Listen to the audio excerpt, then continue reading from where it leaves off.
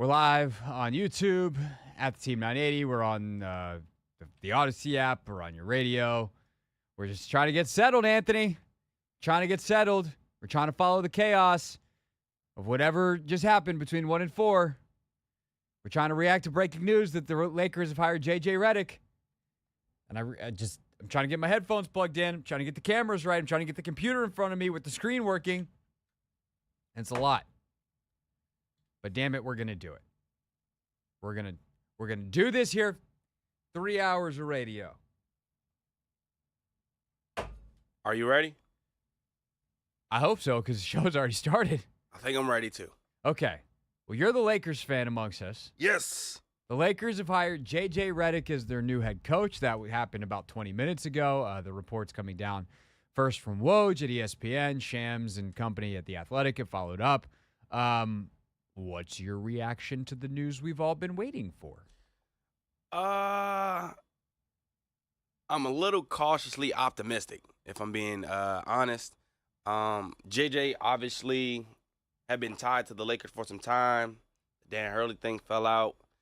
I really thought the Lakers was going to give Monty Williams, a thought after he was fired from the Pistons yesterday. I think he's worked along, having some of the best players in the league and things of that nature when he was in Phoenix. So he's gotten to the NBA Finals before.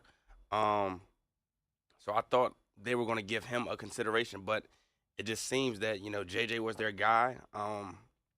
And I don't really know what to make of it just because he doesn't really have any coaching experience. And then LeBron James being there, I just don't know if this is a move for the future or if this is temporary, to make LeBron James happy kind of thing. That is the weird part about this is typically you look at a hire like J.J. Redick and you would go, this is crazy because there's no way a guy like LeBron goes for this. And then you realize that this guy's been doing a podcast with LeBron James, and clearly they have a great relationship, and clearly they think highly of each other. And I wonder if in some ways LeBron almost sees this as a partnership more so than a coach-player relationship, which at his age and his status in the NBA, I think that is more allowable with LeBron James than basically any player in the history of the league. Because to be the guy who's been the smartest guy in basketball since he stepped on the floor at the age of 19 or 18 in 2003, and now you're over 40, you genuinely have played with many of your competitors' fathers. It's just a different relationship that LeBron has. Of course he needs a coach to hold him accountable. And I think JJ's a competitor, and JJ's a guy who sees the game really well and knows how to communicate. And I think that he can look at a LeBron James and go, not in you better do what I say kind of way, but hey, man, we need you to do this. Or LeBron, your responsibility is this. We need you to get there. I do think that there is, JJ's intelligent enough and a good enough communicator through what we've seen of him through the media lens and I say that as someone who's not just watched JJ on ESPN these last couple of years, but who has been listening to JJ podcasts since day one of his podcasting while he was playing. He thinks a lot about this stuff. And, yes, he has only coached his kids. He has not coached at the NBA level, and that is going to present a mountain of challenges. But there is kind of this weirdness that instead of this being this young upside play, let's take a flyer on a guy for the future and let him grow with a young team, that this is actually the aging stars guy. That is kind of opposite. The other thing that I always consider with the Lakers is the Lakers love chasing ghosts. They love chasing their own history. And I do see this in part of them and Jeannie Buss telling herself, J.J. Redick is my Pat Riley. And maybe she turns out to be right. Maybe J.J. is the next great coach, and he coaches a couple of decades and becomes an executive, or maybe he just stays a coach for a long time. Maybe that is all true. However, the likelihood of that happening is just by nature slim, no matter who she was hiring. But it just feels like that. And you've heard that come out of LA through a couple of the different reports. Like, Jeannie Buss thinks JJ Redick could be her Pat Riley. And if you remember, Riley started as an assistant with the Lakers. He was actually, if you watch the HBO show Winning Time, he was actually doing the radio broadcast as a former player, retired, does the radio broadcast with Chick Hearn, the legendary Lakers play-by-play man. Ultimately, moves to an assistant coach on the bench after a bike accident takes the Lakers coach, and I'm trying to remember his name. Oh my God, Jack something. Guy they hired from Portland who was like this wonder kid. All of a sudden, Paul Westphal goes from assistant coach to head coach. Westphal only lasts about a year and a half, 2 years because he clashes with Magic Johnson because he tries to do a bunch of dumb stuff. And Pat Riley is sitting there as the next guy up, takes over, they win a championship, and the rest is history. And then he's Pat Riley. So I think that obviously this is a different entry point. JJ's coming out of the broadcast booth. He's relatively recently retired. He clearly knows the game. He clearly knows the sport. He clearly spends a ton of time thinking about basketball. He's obsessed with basketball in a way that you have to be as a coach. But can he get what the things he needs to across to players? Can he design the stuff? It's one thing to watch the tape and break it down. It's another to watch the tape and actually create the scouting report, to create the game plan. Who does he surround himself with? If I was him, I'd definitely want a former NBA head coach on my staff to make sure that I avoid some pitfalls of things that I just don't know I have to do. But I would say ultimately, Ant, for the Lakers, the thing I want from JJ Redick is, in the literal immediacy, is, hey, how is the organization built in Philly? How is it built in Dallas when you were there? I know you weren't there long, but the last team JJ played for after he got traded from New Orleans was Dallas. How is it at these places that have had monster investment beyond what the Lakers have done? How big is the staff? What's the equipment like? What resources do they have in terms of technology? I want to know that stuff from JJ immediately, because if they don't provide him and themselves with that, none of the rest of this stuff matters unless they land a superstar that overrides it all, which has been the Lakers' way for a long time.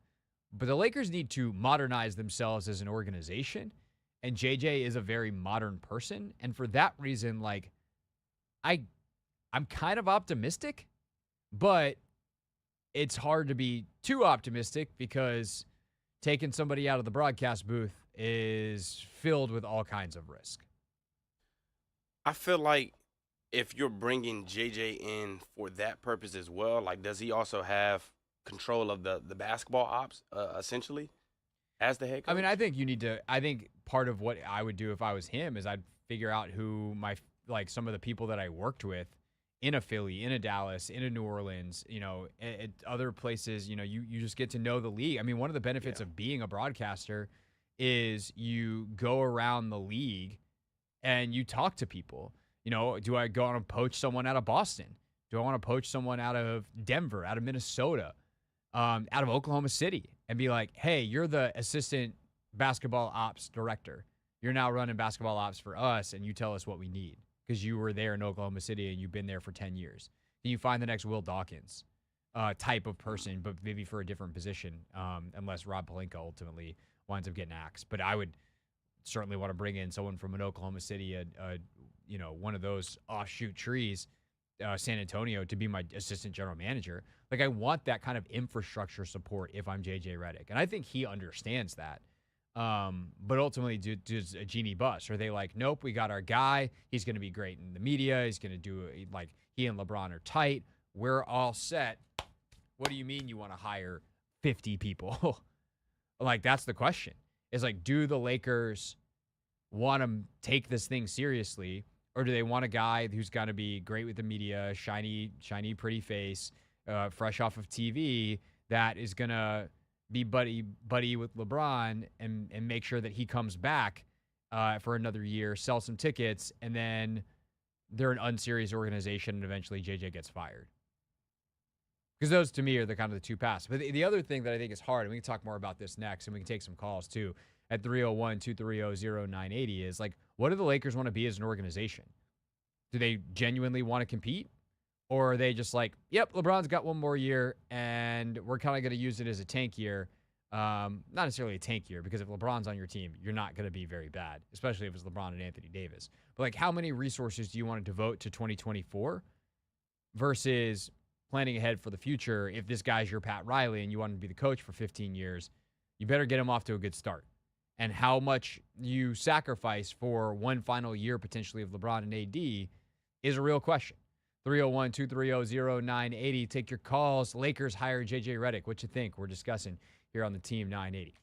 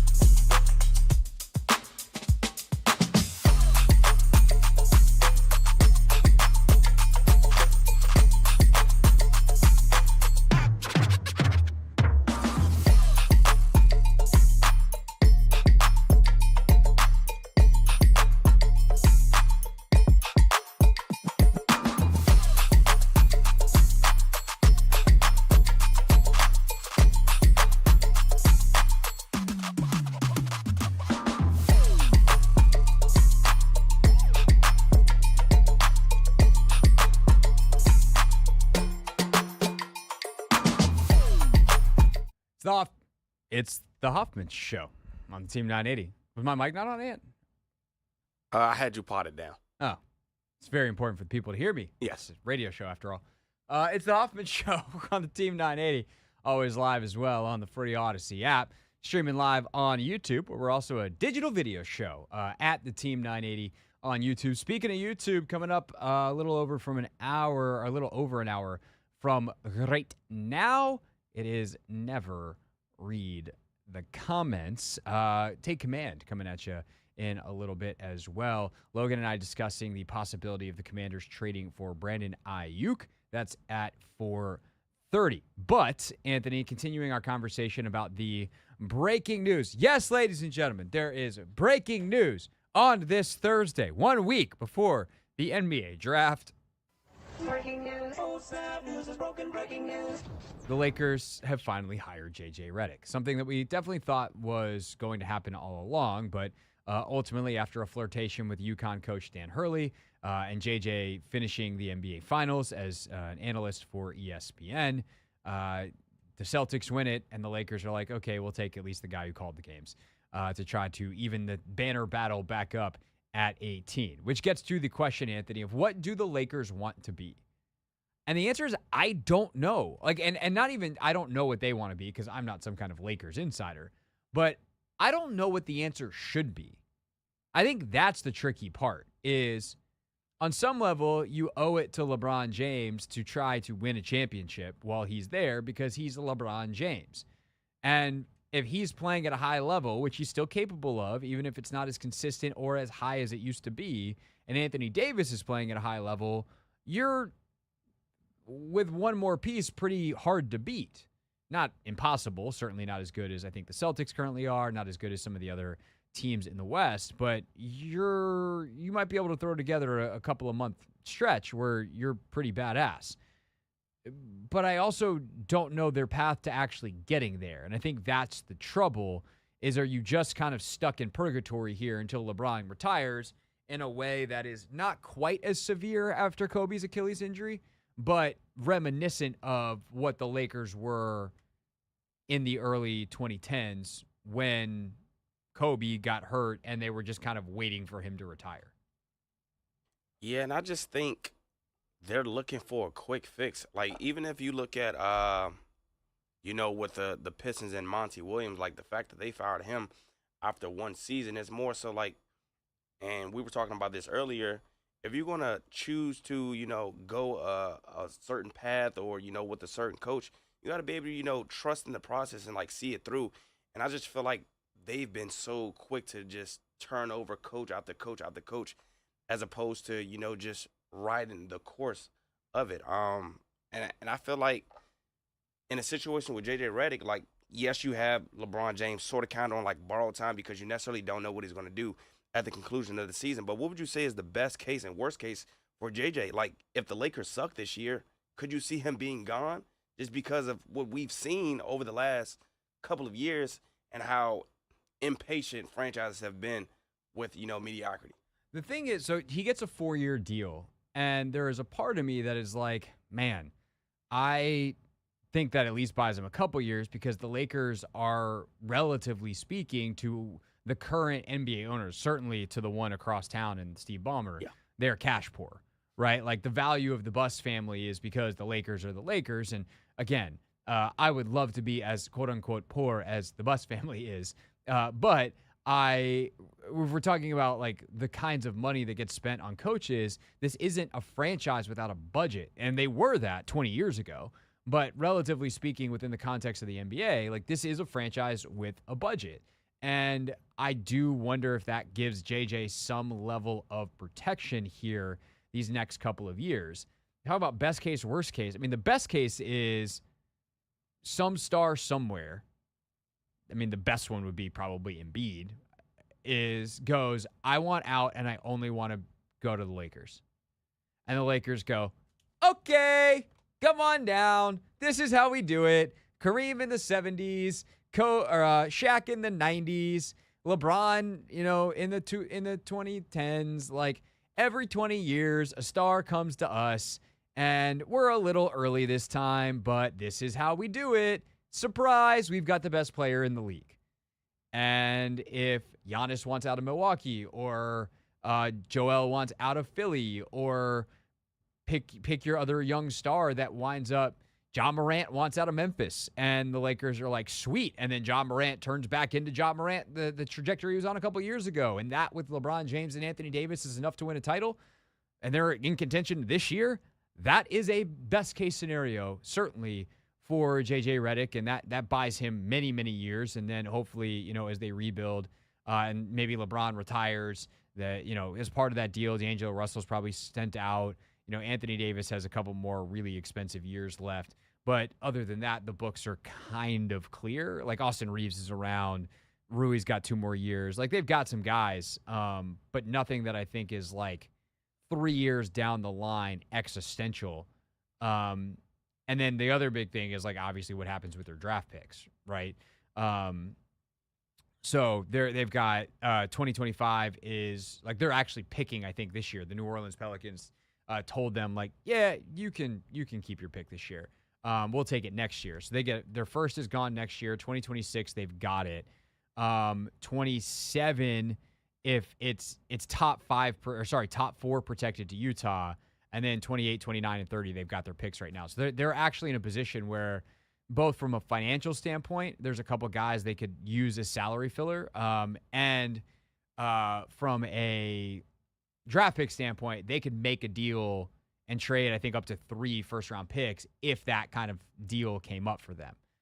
Long story short, that's the best-case scenario, is the classic Lakers things happened, and they get bailed out by a star only wanting to play in L.A., and they're able to make a deal and make a deal this summer.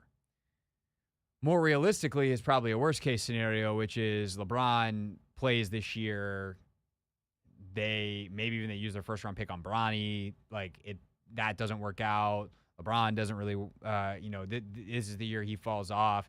Davis stays hurt, and they have a ton of money, used up. They didn't use their draft picks wisely, and they just don't have a roster for Redick to work with. And we have no idea what he is as a coach 3 years from now because the roster's been mismanaged. They fire Rob Pelinka, and they hire a real GM, and that GM fires Redick, which would not be, if we're talking about best case scenario long term, like hiring a real GM would be nice. But for Redick, that's probably your worst case scenario, is they eventually hire a new GM who's like, I want my own coach.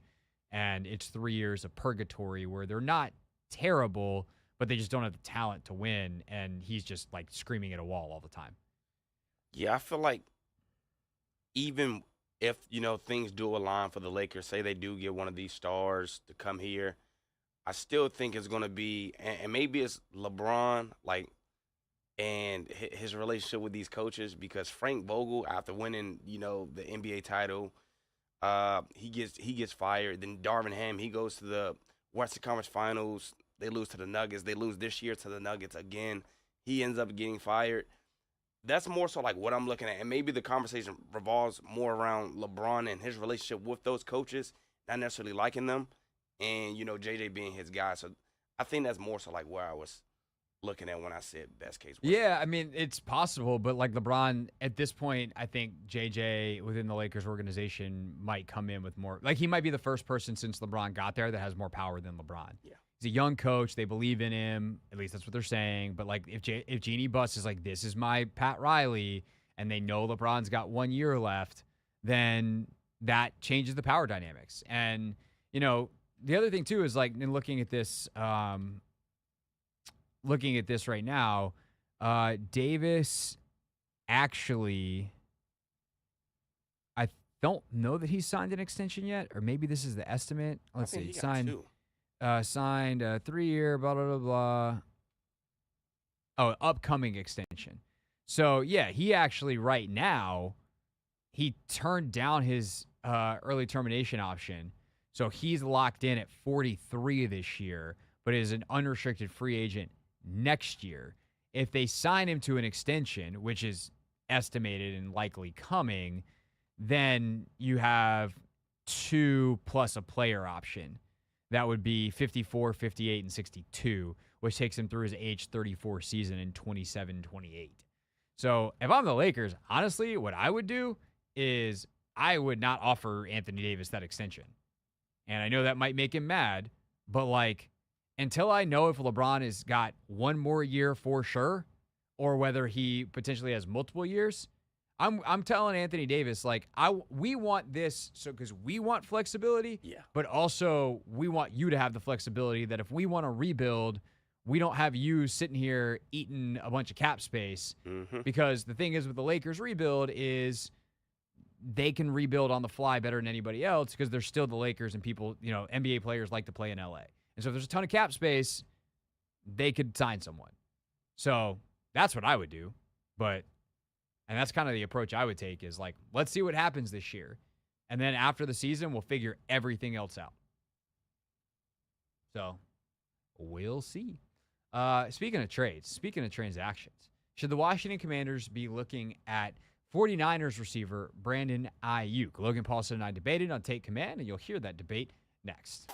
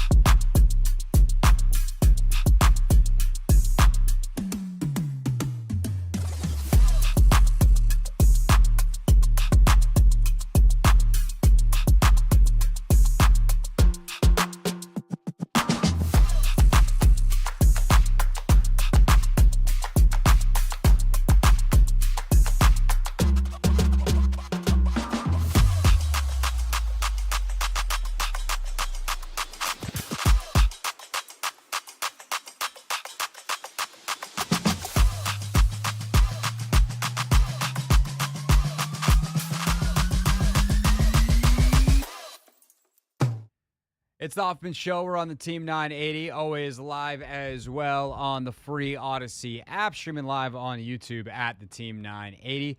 Linnell popping in for his weekly segment with us at 5 o'clock. Never know what's ruminating between his ears, but it'll come out of his mouth starting at 5 o'clock. Now, we have a great time with Linnell. He'll be with us for 2 segments. Never read the comments at 5:30 as well. Got a bunch of great stuff. Some NBA draft talk later on in the show, as we are just 1 week away from the Wizards drafting second or making some kind of trade to do something with that second pick. We'll be live at Capital One Arena next week ahead of the Wizards draft party. So it should be a fun week ahead for the Wizards, for us, and hopefully for you taking it all in. Right now, though, to the Commanders and a little Take Command for you on the radio. in the form of us talking about. That was 2 sneezes, by the way. But Anthony, what did I do? You turned off your mic Why did I do that? because you get fined if you don't. And because I'm a professional. Gotcha. Professional radio host and professional podcaster. Podcasted with a guy named Logan Paulson. He played 10 years in the National Football League. And he's got thoughts on whether or not Brandon Ayuk would be a good fit in Washington. So we talked about it. And here's how it sounded. It's time to take command with former NFL tight end Logan Paulson and former Commanders beat reporter Craig Hoffman. What's up? What's happening? Welcome in. It is the Take Command podcast. And surprise, Logan's here. I told you we were going to do a podcast later this week where I was going to figure out what we were doing. What we figured out is we can record one more before Logan goes to this wedding. So, Logan Paulson, football analyst, welcome back to your own show before you become Logan Paulson wedding guest. Yeah, thanks, man. I appreciate you having me on. Appreciate you not selling the farm on me yet. Hey, look, I was willing to wake up, just full pull back the curtain. We talk about this sometimes. Sometimes podcasts get better as they go because we record them early in the morning and the caffeine starts to hit as we go. This is a caffeinate as we go podcast. I've woken up earlier than I wanted to on my day off to accommodate Logan because waking up early on my day off was better than doing the podcast without Logan. Not only for you, the audience, but for me. So for me. that's Hopefully where we're you get at. a nap later. Are you big nap guy, Craig? I can nap, which Dude. drives my wife crazy because she is not a napper. Yeah, same and thing it's with not my it's wife. not that she's mad at me for napping. She just wishes she could also nap. 100%. Are you a nap guy? I feel like all most athletes are nap guys. Dude, I doesn't take anything. I'll just lay down on the couch, fall asleep for 15, then we're ready to rock and roll. So Yeah, it's the best. Just a little reset, a little refresh in the middle of the day. That definitely might be on the agenda later. As for the agenda for this podcast, we're going to talk about the Brandon Ayuk situation from the Niners and then ultimately the Commanders' perspective because, one's relevant to the other. So we'll talk about that. And then we're going to get into a project that Logan has been working on, the evolution of Dan Quinn's defense from his time in Seattle through his time in Atlanta, and now what we expect it to look like here in Washington. I know Logan's been watching a lot of old tape, so I'm very excited to dive into that with him today. Of course, don't forget, early next week, we will have our positional NFC East division rankings, positional group rankings on the defensive side. So fun stuff coming over the next couple of weeks as we get into the off season. Not even we're past OTA season now. The most off of the seasons. Okay, let's get into it, Logan. Brandon Ayuk puts out this video the other day on TikTok. He's on FaceTime with Jaden Daniels, and he says, they don't want me. I think even if Jaden Daniels wasn't the quarterback here, this is interesting for Washington. Adam Peters obviously was part of the group that drafted Ayuk. The receiver room is kind of a mystery box, especially long-term for Washington. Sure. But when you look at it from the San Francisco side first, just to kind of get the state of play there, what are you thinking about if you are what's left in the front office in San Francisco, and if you're Kyle, about how Ayuk fits, the uniqueness of the piece, how replaceable he is, and kind of where you are in your franchise timeline where you're trying to win a Super Bowl right now, especially while Brock Purdy is on the cheapest rookie contract that exists in the NFL?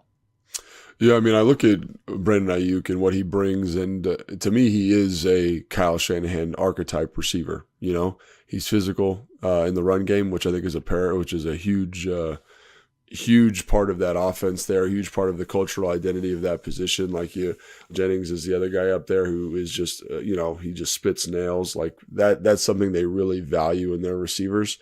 I think he runs excellent routes. I think he's matured in that way tremendously. And I think he has the ability to be a big play guy. And I think as a receiver, he is very undervalued. I think it took him probably 2 years to kind of develop into the player he is now. And I think there's a lot of people in the national media that kind of look back on him as the guy that he was when he was drafted. And he's not, man. He's a very polished receiver. He's a big part of that offense. And to me, I would do a lot to try and keep him there, and that extends to kind of getting rid of Deebo Samuels. You know what I'm saying? I think he's the piece you want to keep.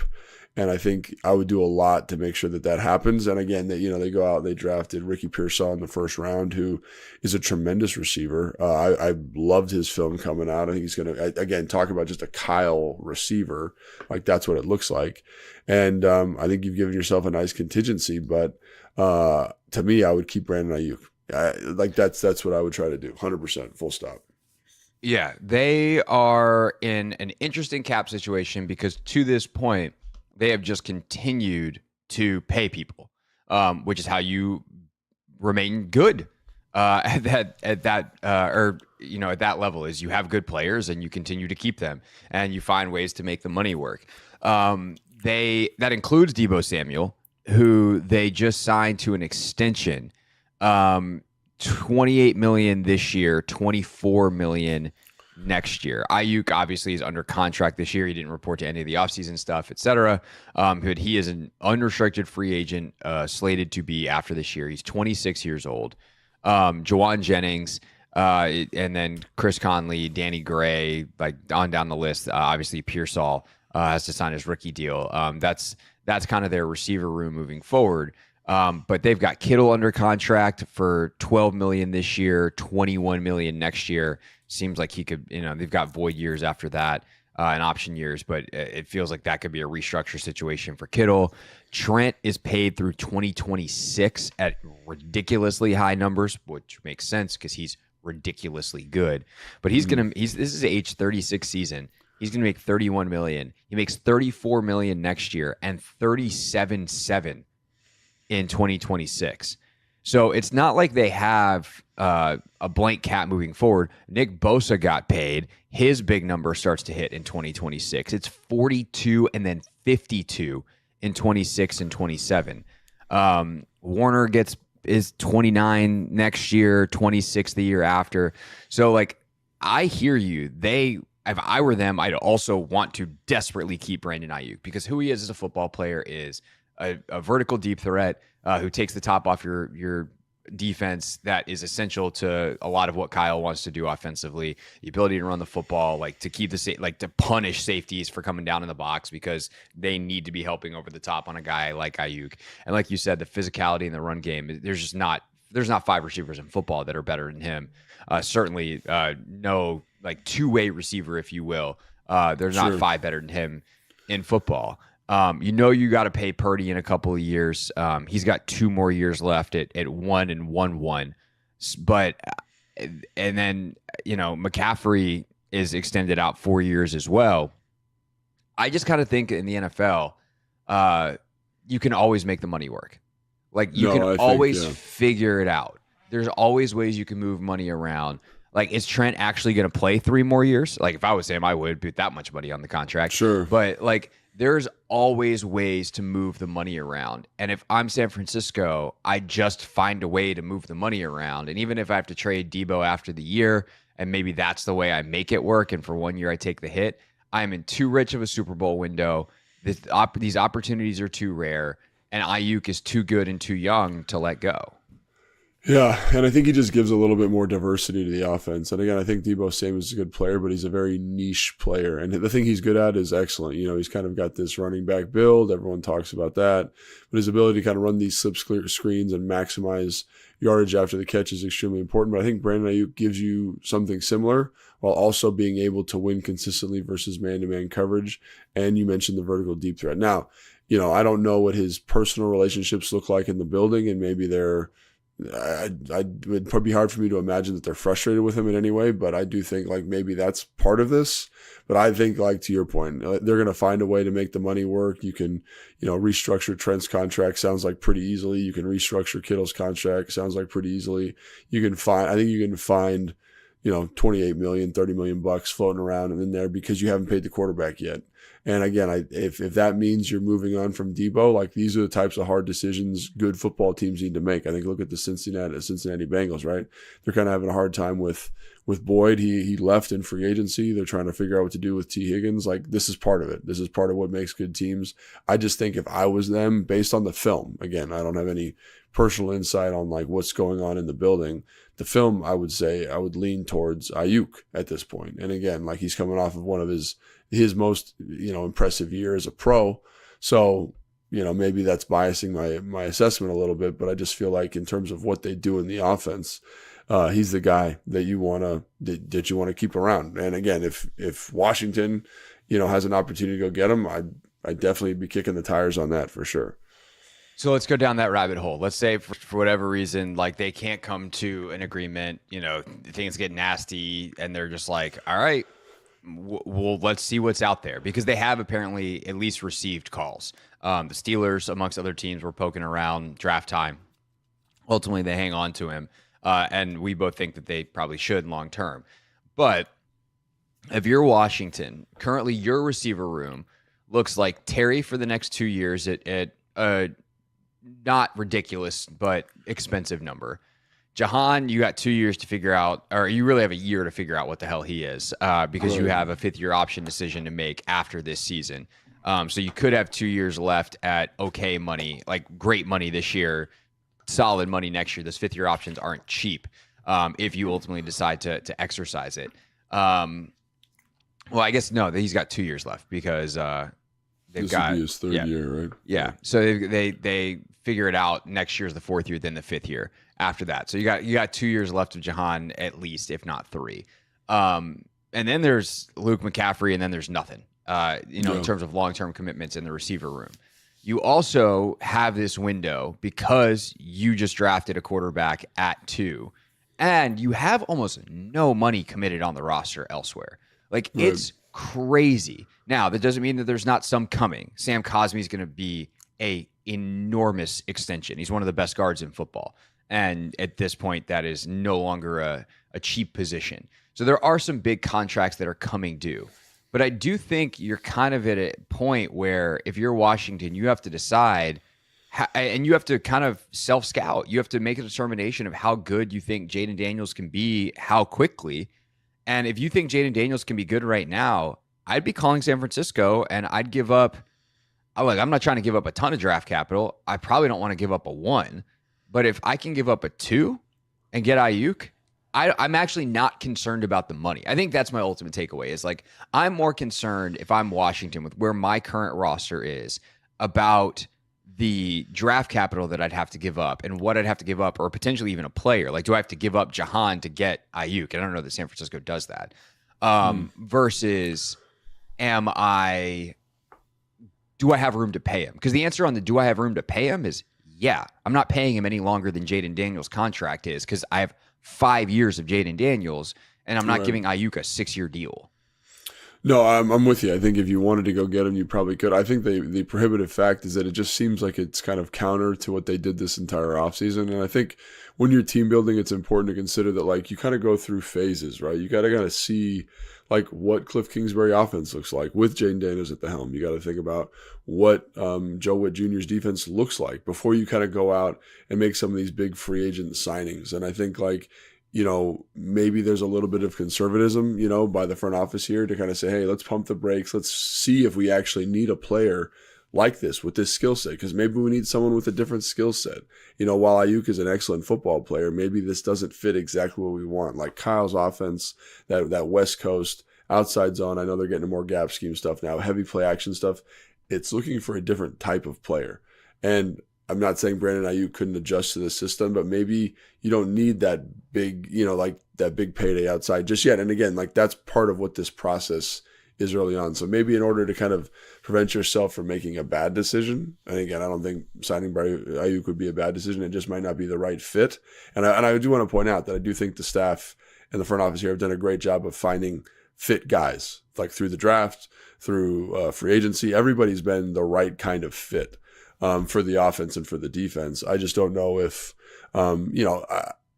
allocating all this money to Brandon Ayuk and him not being the perfect fit might not be the best way to go about it. But I do agree, like if the money standpoint should not be overly prohibitive, I think it's the other stuff, the schematic fit. And I think if there's any type of draft capital associated with this, I think you got to be really careful, because I think when you look at Adam Peters and what's made him successful is he's done a good job of basically saying, like, we're going to build through the draft. We're going to build through the draft. That becomes really hard if you're giving away those pieces you want to build with moving forward. And again, there's precedence of, I think the Tennessee Titans trading away A.J. Brown to Philadelphia for a first-round pick.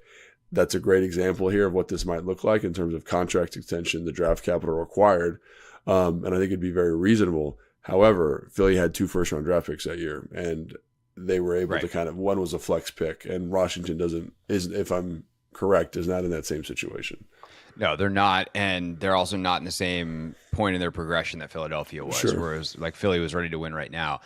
The two other, the familiarity factor is the one that I think is interesting too here, because when T. Higgins' name would come up, and I would be like, why would you do this? Like, if you trade for T. Higgins, all you're doing is putting yourself in the same situation that the Bengals are getting themselves out of with T. Higgins, where they paid Jamar Chase and they can't afford to pay multiple guys.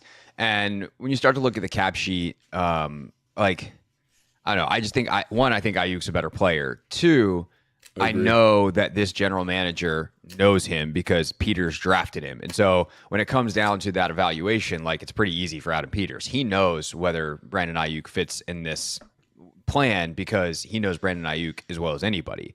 And I think of the new episode of Commander's Log where they talked about the gold stars or the gold tag, the Commander's tag that they put on draft prospects, and like, they play the way we want to play and all that kind of stuff. And I feel like Brandon Ayuk would be one of those guys if they did that for free agents or potential trade targets. Like, he'd earned that.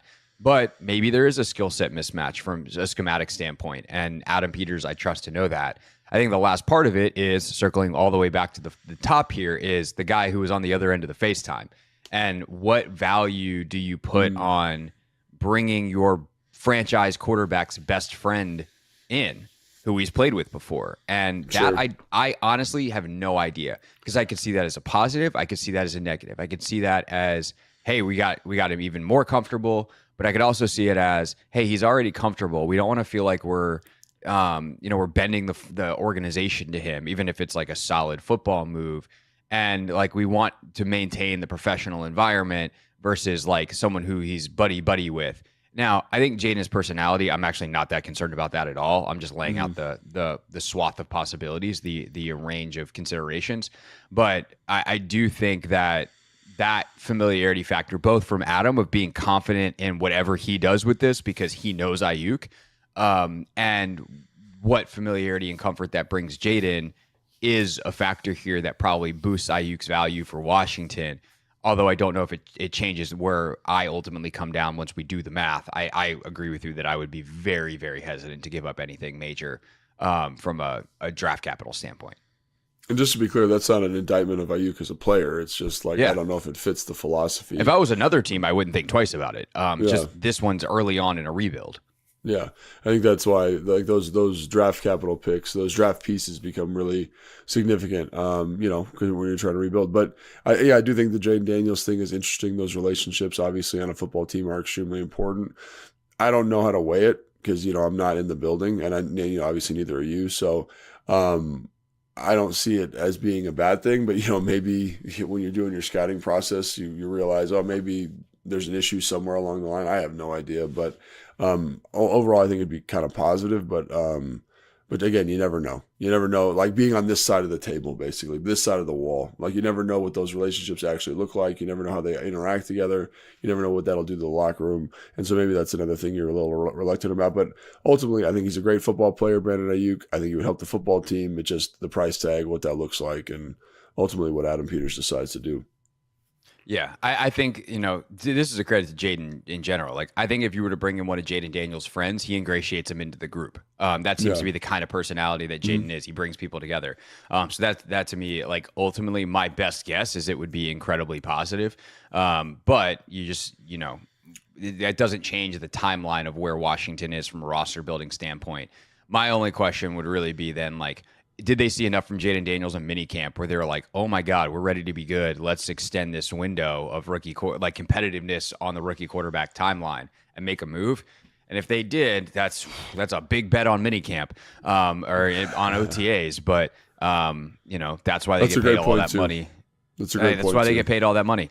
But ultimately, I think I come down where you are, which is I want to see it in games. And maybe if at the deadline Jaden Daniels is bald the first half of the year and Ayuk still didn't get a contract this summer and like things have fallen apart, maybe someone gets hurt and like San Francisco is just not going to make the run this year, and you can acquire him at the deadline, and you're 5 and whatever, like you're 5-4, and like you're in the thick of it in the NFC East, and Jaden is ascending, like let's make a deal then. I'm at that point, draft capital's on the table for me, and I'll extend Ayuk, and I have no problem with it. But I do think that there's no immediate rush to do anything right now.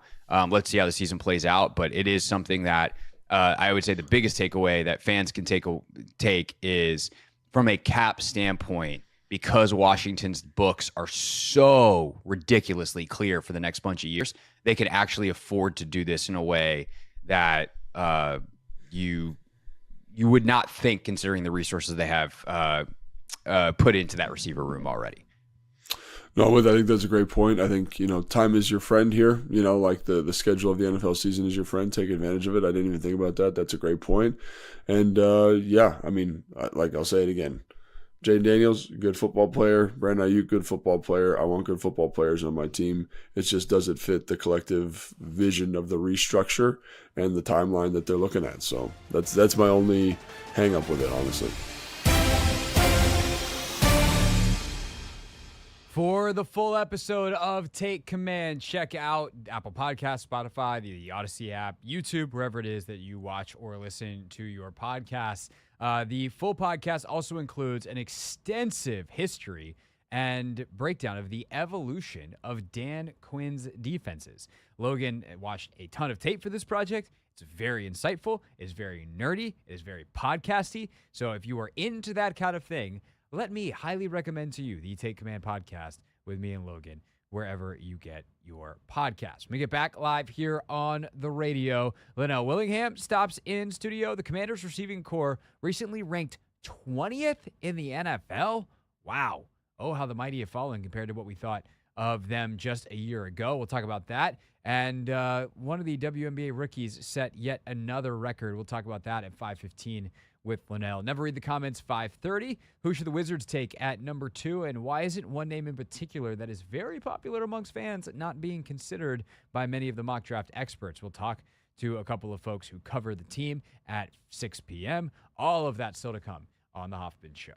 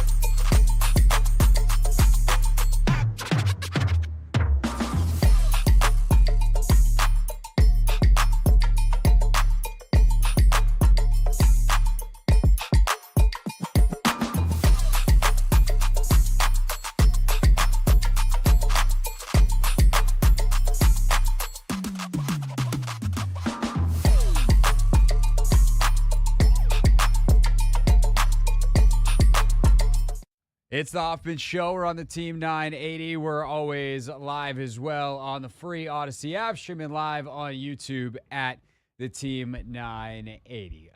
Normally 5 o'clock, not my beat, but today, Thursday, this is the time Linnell saunters back in after an hour. I assume you just go into a hyperbaric chamber for an hour after the 3 hours you spend with the therapy. You need to make the Hoffman therapy couch chair back available for me. Seriously, you think I'm joking? No, seriously, I know you're not. Because you hear us. And I'm getting loud again. I was just talking to CK. I swear to God, I was talking to him like this. Because it's our boss and he's trying to be respectful. But anytime I get back in this room and you bring up that caged animal, Chris Russell. I think we need to have Linnell do this. We're going to have to rewire the whole camera situation. But I just think I need you to do our show from that chair. Like, so you feel like you're in a different place. We can't do it today. Okay. But moving forward. I'm all for that. And whatever weird white substance is on the chair here, I don't sit in that chair for a reason. Okay, well, you can move the physical chair. I don't care about that. I just need you to be at a different place so that you can mentally don't be at a tempt me. different I'm place. on one tonight. Okay. That's seriously how I feel about doing it some days. He's great, though. It's one of my, he's a really good dude. Yeah, no, that's the thing about Russell. He's such an amazing person. He's a fantastic human being who is genuinely nice and says some of the most asinine, crazy things. He knows what he's doing. I have ever heard in my it's not a bit though. No, it's not a bit. It's not a bit. It's not. He doesn't know what he's doing. That's actually the brilliance of it. Is he has absolutely no idea that when he says the thing, and we're all like, "What?" Yeah, if it was calculated, imagine how much worse it would be. Yeah. So there's that. There's a lot of things for us to talk about, though. I know that there's a sports salad of stuff that we can discuss. What do you actually want to talk about? We had a couple things written down that Anthony had tried to produce up here, but I apologize. It's okay. I've been we ride the wave sometimes. Sometimes, Linnell, my name's on the show. There's only one host here. It's me. And sometimes I don't know what's going on. So, there we go. There's that. What you got? But if you want to start with something that has me incensed, our favorite player. I know you're a LeBron stan the way that I am. I believe Anthony's a LeBron stan as well. No, Anthony is a LeBron stan. I'm a LeBron fan. I'm not a LeBron stan. Well, hello, my brother. We are LeBron stans. Welcome. I'm a stan. This narrative that, like, JJ Redick only has the job because of LeBron, and the narrative that, like, LeBron's the only person that is involved in what happens with his organization makes me upset. But then, like, the hire is dumb on both sides, and I'm curious as to why JJ took that job. And I also don't get why the Lakers, and someone corrected me, who is a much older basketball head than I am, that they have always been run like a mom and pop shop. Yes. I can't stand the way that they're run. And I think they have the most incompetent front office in the NBA. And the coaches, a lot of the time in this organization, are the scapegoat for bad roster construction. And that is once again what's happened here. And it's mind-boggling that, one, they're broke, and then two, they run like a mom and pop shop, which actually goes hand in hand because mom and pop shops normally are once short on money. you enter into a world, like your industry gets to a place where the Fortune 500 companies and the venture capitalists and the private equity folks are taking over, the mom and pop shops don't stand a chance because the budgets are just different. Yeah. And that has happened to the Lakers. What was so brilliant about the Lakers for so many years? Like, one, they had the geography advantage. Right. And LA, they also had the advantage that the other LA team was run by the worst owner in sports. Yeah. Like, Donald Sterling was the one guy who was worse than Dan Snyder. Yeah. And then Sterling got ousted, and then Snyder was like, "Hi, let me remind you all how terrible I am." Right. Although they were pretty much equals in terribleness. But Sterling was so bad that, like, you were basically the only LA team, and professional basketball players like playing in Los Angeles. So you just had that plus the history and the glitz and the glam and the magic and the showtime and everything. And Jerry Buss was a true visionary. Jerry Buss was the first one to realize, like, we should put these games on TV, not just because it used to be, we can't put them on TV because no one will come to the arena. And Jerry Buss was like, my fan base is big enough that we can do both. And also there's people that can't easily get to the arena that will be Lakers fans, especially as that brand of Showtime blew up in the 80s. So he makes a fortune off of the Lakers and makes that so much more than just a basketball team. They, of course, were the first ones to do stadium naming rights, the Great Western Forum back in the 80s. So they were so far ahead from a revenue standpoint and as an organization that running it the way they did actually benefited them for a long time. They were nimble in ways that a lot of organizations can't be nimble, because Jerry Buss would just be like, we're going to do this, and then it was done. Yeah. Which I'm sure had its ups and its downs when you're running in that kind of startup-y mode. But long story short is now you're looking at Steve Ballmer and Josh Harris and like billionaires who made their money in business, who are running their teams that way. And the Lakers never changed from being a mom and pop shop. And they're still the Lakers, and they're still in LA, and that could save them, and it has saved them. That's why they have their. That's why they have LeBron. It's why they have LeBron. It's why they got Anthony Davis. It's why multiple. It's why Shaq wanted to go there. Although at that point the calculus hadn't fully changed over to what it is now. But unless they get another star who's just like, I want to play for the Lakers. But this is the thing, Craig, and this is where my issue lies with them. Yeah. They're not going to get another star because they can't draft. They stink Well, that's the at thing acquiring talent via the draft. Since Kobe, which was, Jerry West, may he rest in peace, the late, great Jerry West, like Jerry was a visionary executive on that level as well. And since he's left, they haven't really ever done a good job. Like Mitch Kupchak wasn't that good. And so ultimately they had Kupchak, they had Magic kind of running it for a hot second, That was just, Magic is great, but geez, that was horrible. Magic is not designed for an NBA front office decision-making position. Now you've got Pelinka in there, and yeah, you're right. They're not good in that. And so that was actually how I started the show today. I know you were in your hyperbaric chamber recovering, but I said, if I'm JJ Redick, one of the things that I'm doing is I'm walking in there and going, all right, I was in Philadelphia, who runs things like a top-notch organization. I finished my career in Dallas. The Cuban has been ahead of the curve on a lot of stuff forever. Even New Orleans, when they hired David Griffin, like Griff went in there and updated the organization in a lot of ways. And they're all different budgets. They're all different whatever. But like JJ Redick knows what a modern organization looks like. And by the way, he played for Ballmer. At the tail end of his time with the Clippers was when that whole changeover happened, and Ballmer certainly made some immediate changes to upgrade that organization. So if I am Redick, I'm walking in, and part of what I would have been asking as I'm interviewing for the job is like, yo, what are we doing to make our organization look like a modern NBA organization? Because right now it does not, and if it doesn't, then we're never going to compete. As long as I'm here, and then you'll fire me, and you're right. It has been it's going to be a scapegoat coach merry-go-round. And the other part of it that's like head-scratching is I don't know, maybe Steve Nash. You have to do more track record on him. I don't think for one of the most prestigious franchises in all of professional sports to hire a coach with this thin of a coaching background and track record as JJ Redick. What the hell are the Lakers doing? It actually goes back to the last thing you said, though, right? Like, it's not actually like, if you're good, why would you go there? If you have options, why would you go? Yeah, why would you go there? And if I'm that, JJ, that dynamic is flipped. As right? soon as the Pistons job opened up, if I was JJ, I would have pulled my name out of the Lakers hat. And that would have been the job that I wanted. Just in terms of having, I don't really want either. The structure, at least you got a real GM there. I mean, you do, but you also like ownership matters. Yes, and this is actually a negative for both of those organizations, is because the Pistons ownership was the same group that a year ago gave Monty Williams that contract, and we're like, 6 years, and we are committing to you. We're giving you all this money. We're giving you all this power. Yeah. And a year later, they changed their mind. I do not touch that with a 10-foot pole. That is nuclear radioactive. I would love to get to the bottom of that situation too, because was that a new GM decision, or was that ownership saying, we're done with you? The timing of it, I feel bad for Monty. He's been dealt a really tough set of cards.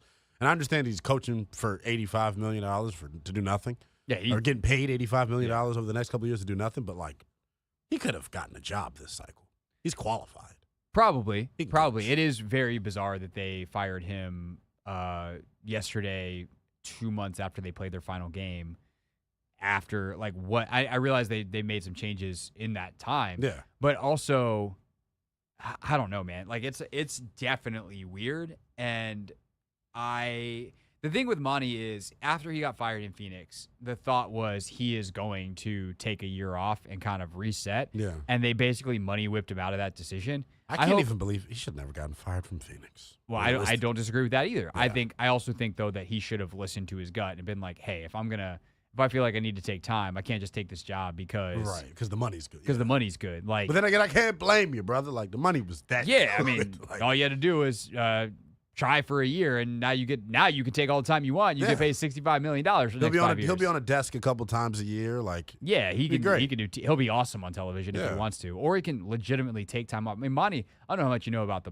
personal tragedies that Monty Williams. Yeah, has been that's through why in I'm his like, life. it's- for anybody listening that doesn't know, like Williams lost his wife in a car accident very tragically in Oklahoma City a couple years ago when he was an assistant there. So like it has been a rough couple of years for Monty Williams. And on a human level, and he's been through a lot. And so to take some time to heal and take some time off and take some time away is probably not the worst thing in the world. All right, we'll see what else is rumbling around in Linnell's brain. Well, I'll tell you, next. I Okay, got- you want to tease the next segment? Yeah, and it's not a dig, barb, jab at anyone. Wizards Twitter right now, the usual cesspool of just toxicity. It's reached record-breaking heights as we sit here like a week from the draft. You guys are insane. We'll see if I agree with Wizards Twitter or Linnell next.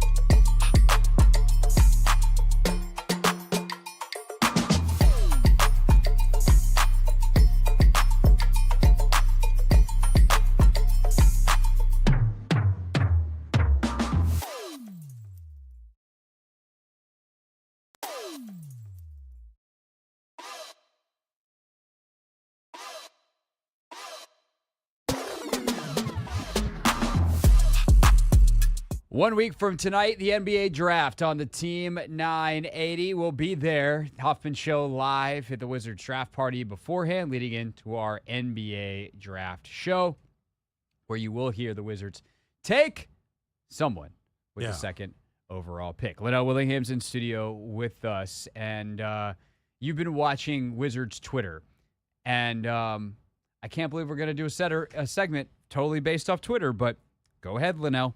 It's not even that we're doing a segment off Twitter. It's just like there will be good basketball information in this segment. But it's more of like a disclaimer because I know Wizards Twitter are big fans of the Hoffman Show, as they should be. I mean, this is the best basketball knowledge of the DMV here on this program. I give you that. I didn't have to pay him to say that. You didn't. That just is what it is.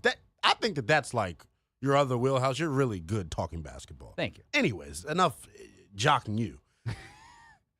Wizards Twitter has come up with this narrative that if Washington selects Zachary Redick, they will be standing outside of Cap One Arena with pitchforks and blowtorches trying to set the arena on fire.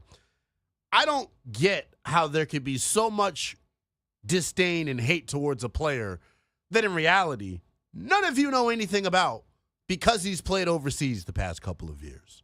And he's 18, and there's not a lot of info out there on him unless you're a scout.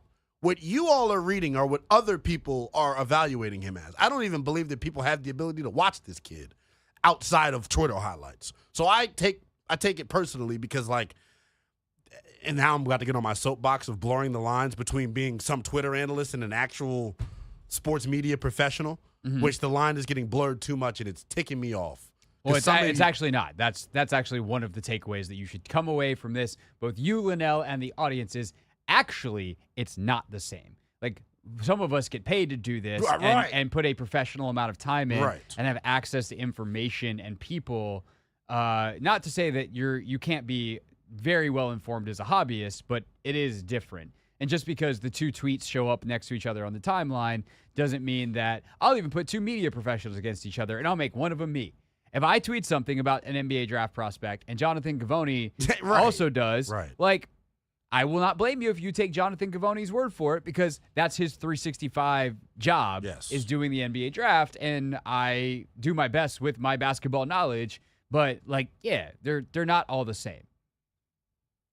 Yeah, that's my frustration with That's a more direct version of the therapy couch that we we need to bring but, back for you. But to actually get to, like, the crux of the issue is let's talk about Redick. Who are they going to take? I think what people are scared off with him is what I kind of alluded to a couple months ago. Like, his weak point right now at 18, he is not someone that is able to create for himself and others on a consistent basis.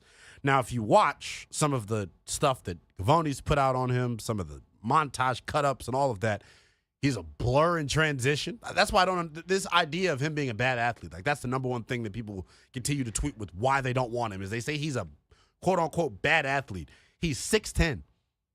Yeah. He's 6'10" and can cover 1 through 4. So how is he a bad athlete? Yeah, well, he's not an elite athlete. And I think this is the struggle with this class is there's no one that is elite as a prospect. Like, in terms of traits. Alex Sarr is thought of to be number one if you combine, like, everybody's big board. Reece Shea is number one on a lot of them. Steph Castle is number one on quite a few people's big boards. But none of those guys, I heard, I think it was Sam Vecini from The Athletic, but it might have been O'Connor from The Ringer. But, like, they didn't have a tier 1 or tier 2 prospect in this draft, right? Like, that's Wemby last year was, like, in tier stratosphere. Like, he was a different guy. But, like, the Wembanyama, LeBron, but even down to, like, Anthony Davis is, like, tier 1 in terms of their grade. They didn't have those guys. Never, like, last year. You have Scoot for a lot of people is a tier 1.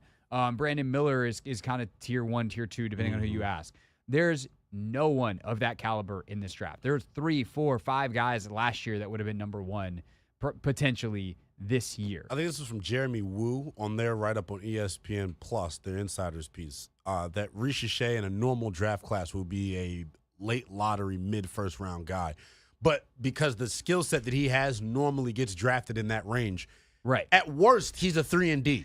Well, so think think Trey Murphy III. Think, like, if he comes in and gives you, and he's Trey Murphy III, why are any of you upset about that? Well, because you want more out of the second overall pick, but that is to say there might not be more in this draft. Right. I think this gets down to like what you value as an evaluator, and I think this is why this draft is actually really useful to those of us who do cover the team, Right. to learn about Will Dawkins and what he wants. Right. Because if Dawkins goes Reese Hache, he is telling us that the shooting and the defensive versatility and the positional size are what he values over the decision making. And obviously he needs to continue to improve as a shooter, but he started his final year in France very, very well. Shot 46% from three through 21 games. Yeah, huge slump, like 2-month slump, Yeah. and then finished on a On banger. a tear, which is why he's at the number 1 pick right now. Right. And That's so how he finished really strong. And the question is, do you feel better about taking someone like Alex Sarr or Steph Castle and fixing their shooting, or someone like Reese Arche putting the ball in his hands more and seeing what happens from a decision-making standpoint? I can make an argument for either. I'm very uncomfortable with the second overall pick taking someone. Donovan Clingan? That would be the pick that kind of frustrates me. Clingan, I think, has his flaws as well. They all do. But like with Reese Arche, the reason I would be like, I personally would lean either Castle or Sarr is because I think like if we rolled out the ball at a pickup game, right? Someone's gonna go and be like, I'm the point guard. I'm taking the ball. I'm making the decisions. And, like, I want that guy. I want the guy who's got the feel for the game and the confidence to be like, the offense run, even if I'm just bringing the ball up the floor and giving it to someone and letting them go to work, I want to make that decision of who's going to work. And Reese Arche is going to be the guy who runs into the corner and is like, I'm ready to shoot, Jack. And then I'm going to play great defense, and I'm going to get out in transition. And he might lead the team in scoring in the pickup game, but, you know, we know who controlled the game. And I think that if you can get a guy who can control the game to some level, Sarr would obviously do it differently than a guy like Castle, who's a point guard. And Castle doesn't seem to be in the mix at 2 at all, because none of the top draft people have him in the mix as being linked to Washington. But then again, nobody actually, like, Will doesn't talk to anyone. And that's, I think, is the most interesting note also about their like process. an information vacuum. But that to me is the thing with Reese Arche, where I'm like, I get not liking him or not wanting him, but also if he turns into a truly elite at 3-and-D guy, he's at 6'10", Greg. And like can guard in the this 2, draft, the 1. I mean, yeah, like I'm not, and also like I have such trust in Will Dawkins that I'm like, yeah, if he says that he's good, if he's worth it, then like I'm not going to argue. Now I think how they view Jordan Poole, I think, is going to impact their draft decisions all throughout, because I think he is that guy that I would trust to be the decision maker to get us lined up like that. I think he is a true point guard in terms of what we saw. What was it, the final 36 last year? Yeah, he looked so much more comfortable, and the decision making was really good too. I think he gets a bad rap for being some selfish player. Not at all who he is at multiple double-digit assist games toward the end of the year. And I think he's got the legit ability to like break guys down off the bounce and then make the responsible decision when help comes. What I think they truly need, and I guess this is where I'm getting misconstrued, if Alex Sarr is there at 2, you take it. I would probably, if Castle's not a real option, I'm obviously a big Castle fan. Yeah, and and I am too. I did a roundtable on YouTube the other day with a couple of the top Wizards like bloggers and podcasters, and we're gonna air the Steph Castle conversation at 6:00 from that roundtable. So we'll talk more about Castle there. But I actually watched some of these guys this morning, and Sarr, yeah, like his movement skills for a 7-footer are kind of nuts. Yeah. And if they can fix his shot, like now we're talking. And I don't even know how much fixing the shot necessarily needs needs. fixing. In terms of like, well, Troy, it's slow. That's There's a lot of movement to it. Look at Tyrese Halliburton, though, Craig.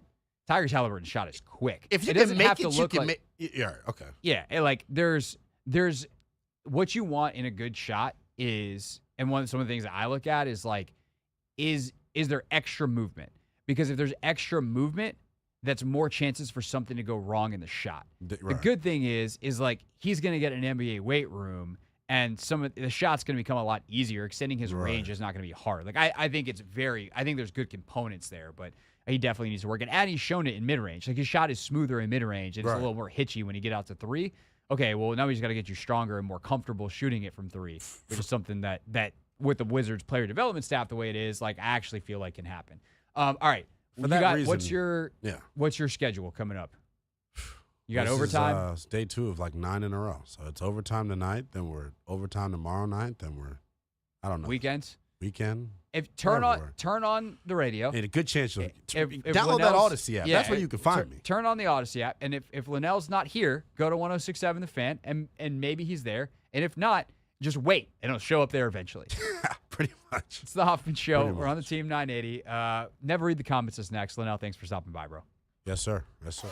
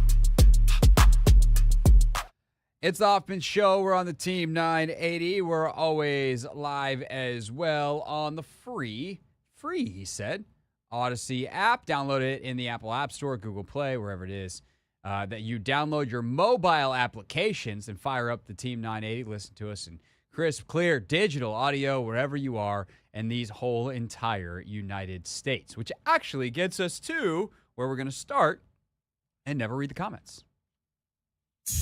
We tried to warn them. They didn't listen. Every week, the Hoffman Show goes into the belly of the beast. We read those comments, baby. Never read the comments. All right, never read the comments, which is brought to you by nobody, but it could be. Send us an email if you'd like to sponsor it. And we're international, Anthony. That's the nature of YouTube, right? You can watch the show daily at the Team 980 anywhere in the world. You can also listen anywhere in the country on the free Odyssey app. And that includes, Anthony, the Hawaiian Islands. Yes, that is true. The Hawaiian Islands, you can listen to us. And that is where James0584 checked in a couple days ago. Commented on one of our videos wrapping up Commanders Minicamp and said, "Thank you for all the coverage. I appreciate all the work you do. I am on Maui and listen to everything you put out to keep up with my Commanders."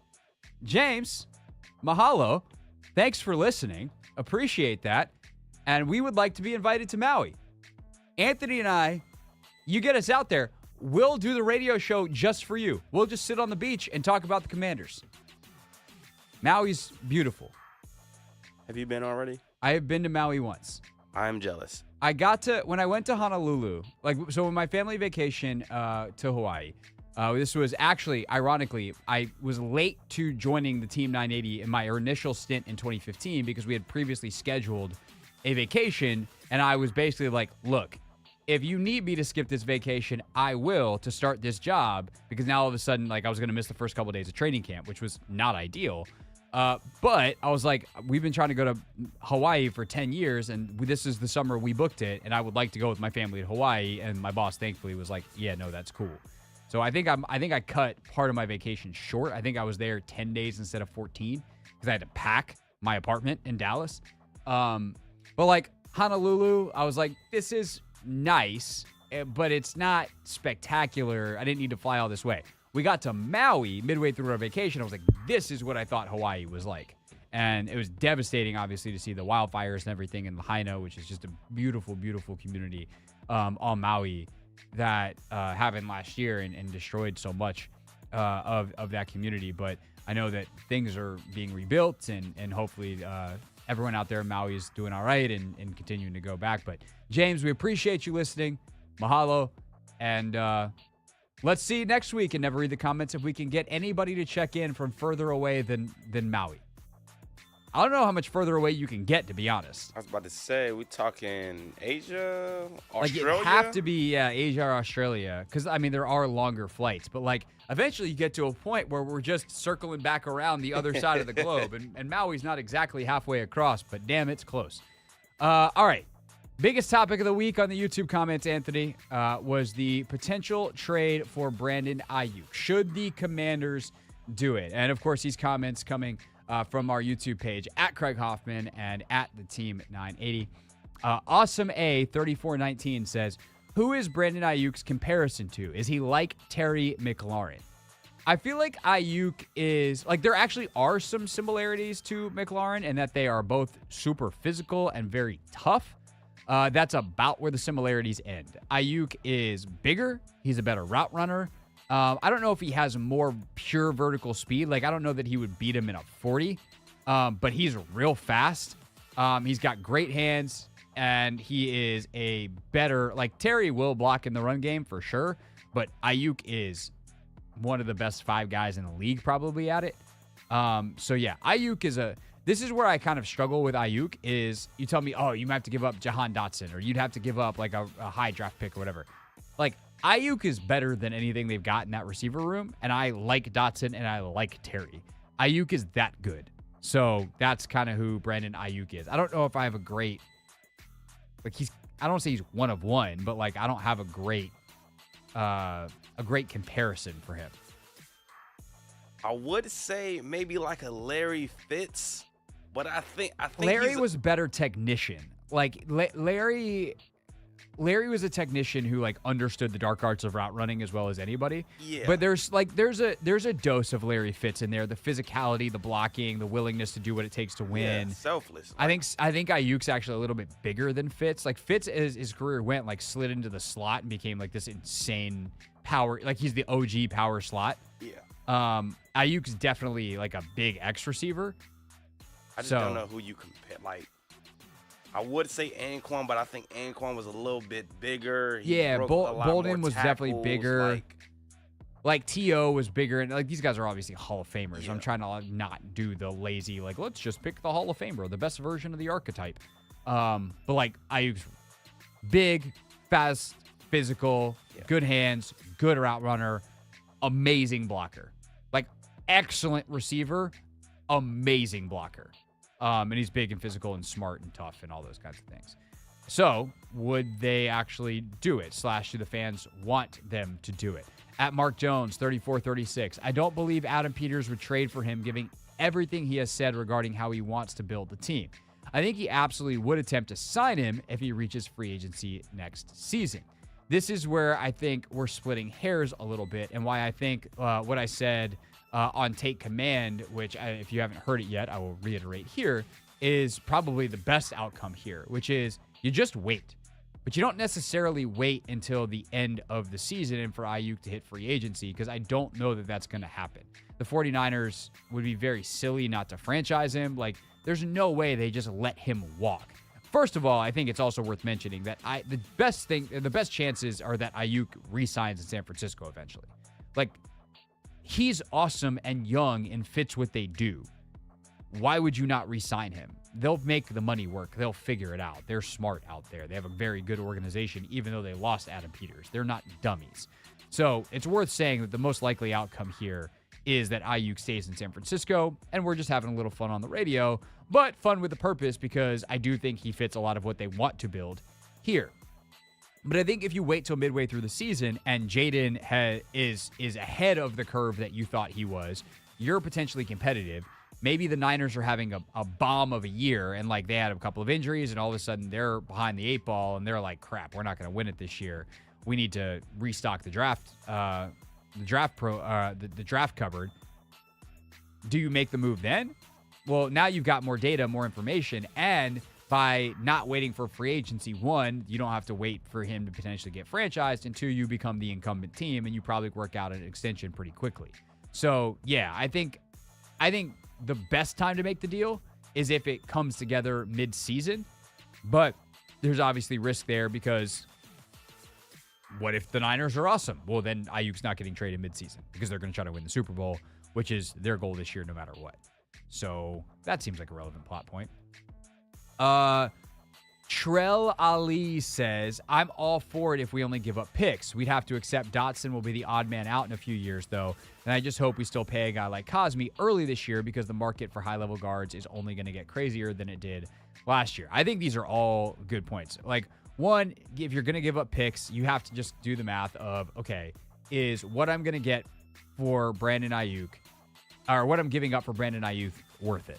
Is whatever talent I think I can acquire there and the discounted price of the next bunch of years worth it versus paying Ayuk? And this is where you look at the cap sheet and you go, well, we're on a rookie quarterback contract. This is probably worth it for us to do because we can afford to pay a lot of money to one position group, that because we're not paying anything to the quarterback the next bunch of years because Jaden's on a rookie deal. With that said, that means you're not paying Jahan Dotson. You can't pay everybody.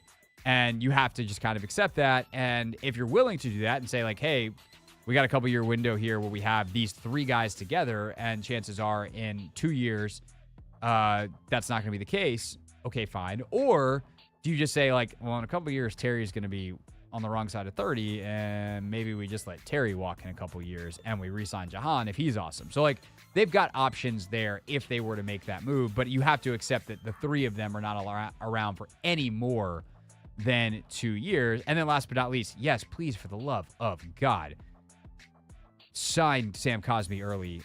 You have the money, and the guard market is just going up. Every market is going up. Please sign Sam Cosme. 2 on 020006 says, people are overthinking this. It's simple. We have cap space and capital to trade for Ayuk. He's an elite route runner, wide receiver in his prime. People talking about giving him a deal. Well, that's not a problem with Daniels on a rookie deal. His rookie deal gives you flexibility for moves. Example, like the Texans trading for Stephon Diggs. And like on some level, I agree with this.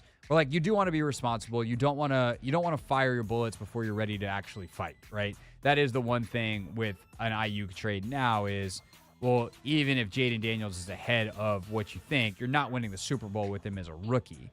So it's not necessarily Ayuk or no Ayuk. It's Ayuk or what could we get a year from now with that same draft capital in a trade when we know more about Jaden Daniels' timeline, or 2 years from now, what are we looking at? So like, it's not just Ayuk or no Ayuk. It's Ayuk versus the opportunity cost of what you could do in the future. But Ayuk is a world-class receiver who's really, really good, and from a temperament standpoint, an attitude and a culture standpoint, fits what you want to do, which I know because the GM or the assistant GM that was there and helped drive the drafting of him is now the GM here, trying to build a very similar type of operation. So on some level, it's like, yeah, the opportunity cost, I'll take the one in the hand versus the 2 in the bush. But you know, you don't want to rush these things. And so at the end of the day, what's nice is I actually trust Adam Peters to do the right thing. And that's something I haven't said about a lead executive of the Washington Commanders and ever. Never read the comments here on the Hoffman Show. All right, time for a couple of non-Ayuk discussions. Juan Dixon for MVP. I wonder what year Juan Dixon for MVP created his screen name on YouTube, Anthony. He came out in 03. I hope it was 03. Yeah. Do you still have like your original Gmail account? Like my first ever. Yeah. So I didn't have a Gmail. I had a Yahoo, but I still do have it. You still do have it? Yes. I was going to say it, but then people can send you like random emails, and we don't want to do that on the radio. Yeah. Is it like embarrassing, or is it like is it similar to like your Gmail, your personal Gmail that I know? It's similar to that one. Okay. I just changed. I added a number to the Yahoo one, and the Gmail, I just took the number away. That's nice that you got to be numberless. Yeah. I definitely had like a more AOL screen name type of one as an original. But I've had the one that I have now since like late high school, early college. Yeah. Probably late high school, honestly. Which You at need this personal point, one, yeah. which at this point is Oh, you're also a lot of years ago. Yeah, you're That would have been. I graduated high school in 2008, so that's 10 years to 2018. 16 years, at least, of my current Gmail account. long time. A lot of emails in there. It is. It is a lot of emails. I wonder how long it would take me to just like delete them all. Not that long. There's probably a delete all, like, but like not delete all 50 at a time. There's got to be a way to like delete all. But I don't want to delete all of them. Oh. That's the thing. Well, yeah, that might take some time. What if I went like to the end though and started working backwards and deleting old things? That would take some time. Probably. Because there are like some emails, like I have one email that I'm thinking of from Ian Eagle where we were emailing back and forth while he was calling the NCAA tournament with Coach Thompson, with John Thompson. And he, in the email, like did an impression of Coach Thompson, and it was so funny. I'll find the email for you in the break, and I will show it to you. But it was genuinely hysterical because Ian loved working with Coach Thompson, and just some of the sayings that he would say that would just crack him up. So he shared, I think I sent him a note because I was listening, and he told me a story about something else Coach had said. So it's just, there's stuff like that years old emails that I want to keep forever, that are requirements, mementos of my life. Anyway, Juan Dixon for MVP says, as for the argument that stadiums don't benefit the local economy, this is on the interview we did with Sam Fortier on Friday after DC released an economic report that was quite rosy about the impact that sports stadium could have, and specifically a Commander Stadium could have on the district, even though every single economist that's independent and studies these things looked at that report and went, this is garbage. As for the argument that stadiums don't benefit the local economy, that doesn't seem to be the case in DC, as I don't think anyone can argue that Capital One Arena and the Nats Stadium haven't been transformational. Maybe it has to do with the relatively small size and high population of density of DC. I am pretty confident that if the Commander Stadium is built on the RFK site with year-round amenities, it will have a transformational impact on DC. I think this is always interesting and a bit of a sticky wicket, because what economists will tell you is they will argue a counterfactual, meaning they would say, well, if you didn't do the thing that happened, they could have done this instead, and they will just assume that their counterfactual, the other thing, would work. The counterfactual for instance, Nats Park, which is absolutely transformed Navy Yard behind us, it was the impetus for a bunch of other construction, is they could have done all that other construction anyway. And actually, they could have done more of it. They could have taken the land that is Nats Park and put up a bunch of luxury apartments or non-luxury apartments or grocery stores or the things people need to live in a neighborhood, and they could have taken the tax money that they used to build the stadium and subsidized it and created that revenue by just putting the same tax that is called like the baseball stadium tax, the baseball tax on businesses here in Southwest DC or Southeast DC. And they could have called it the revitalization tax, generated the same exact revenue, and built the same neighborhood without the stadium. The counter argument to that I think economists are just like, wow, is They didn't. And that's where it gets tricky, right? And this is the argument that I think is currently happening around RFK is, okay, let's say they get the 190 acres from the federal government. They know they want to do housing and like mixed use facilities down there. If they just invest in building a neighborhood and getting people to live there in a city, by the way, what desperately needs housing. We're 5 million homes or 5 million housing units behind as a nation, right? Part of the reason there's a bit of a housing crisis, and I say a bit of, there's no a bit of it. There's a housing crisis in America, both in cost and availability, is because post-housing crisis in 2008, people stopped building, companies stopped building. And so now, as the population continues to grow as it has and people move around, cities in America, we're 5 million homes under what we need based off population. And so because there's so little supply, the demand is high, the prices are extraordinarily high, and it's worse in the biggest of cities with the least amount of space, specifically New York, Boston, San Francisco, but DC certainly isn't terribly far behind. And why not just use the entirety of the RFK site to build more housing as opposed to the space you need for a football stadium, the parking lots, et cetera, et cetera? That's the question.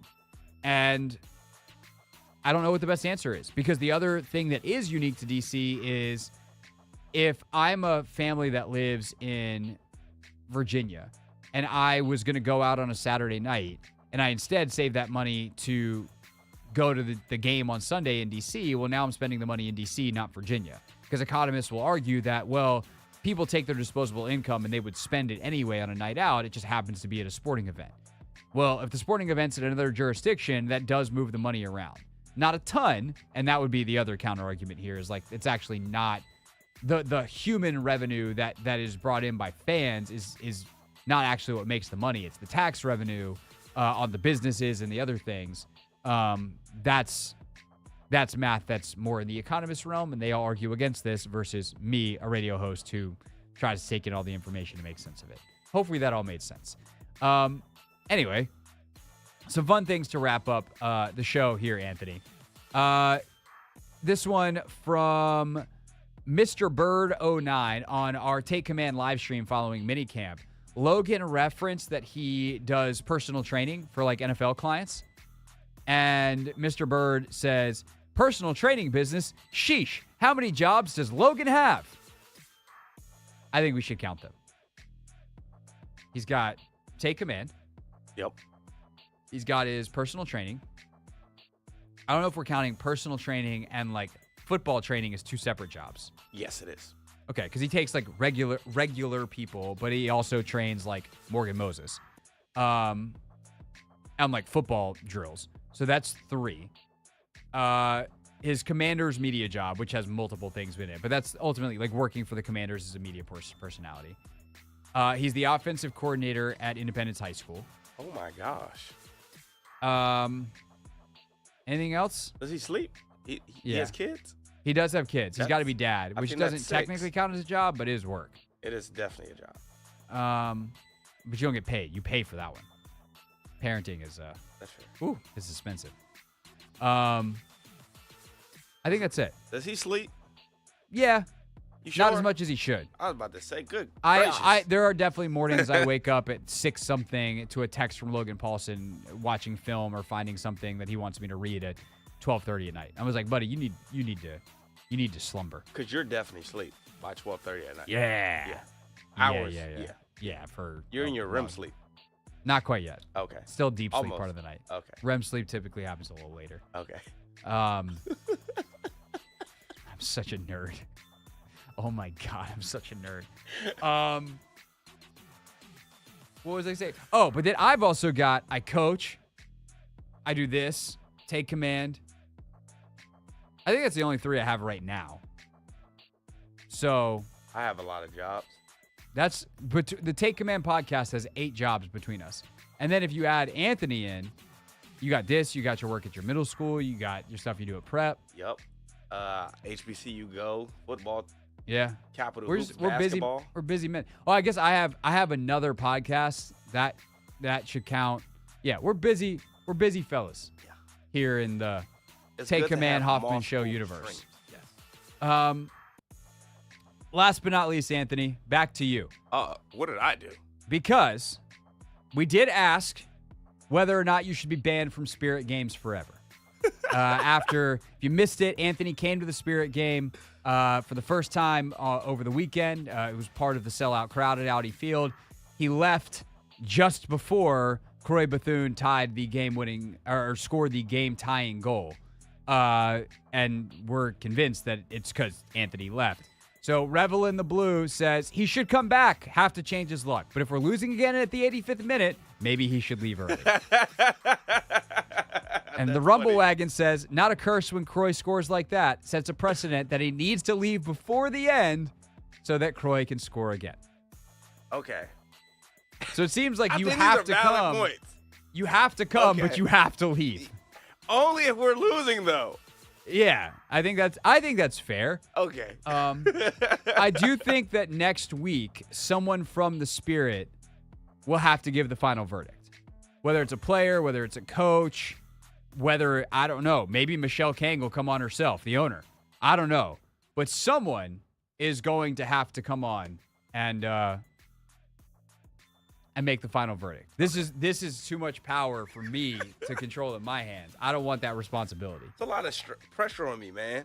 Well, you're going to do what you're told. That is how that's going to go down. You, sir, are going to do what you're told. We're just not sure who's going to tell you yet and what they're going to tell us. But I have been in contact with the Spirit. They understand what's at stake. Okay. And I do think that someone will come on and help us make that decision for you. I need their blessing. Okay.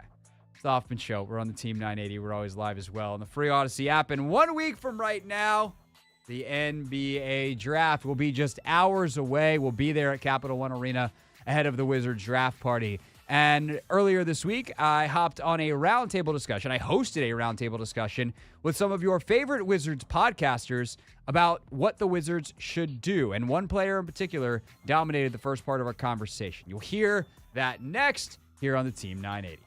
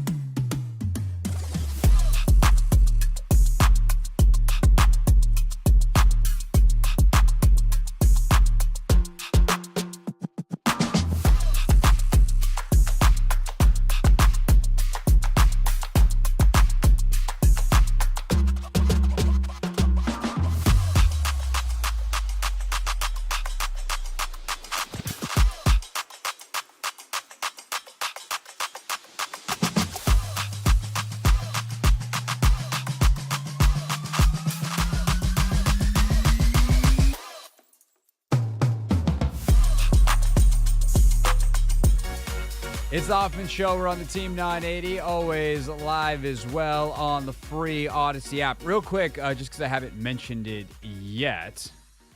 Breaking news. Oh, snap, news is broken. Breaking news. A busy day in the NBA. You probably have seen the J.J. Redick news by now. Redick officially getting hired by the Lakers as their new head coach. But you also have a trade in the NBA.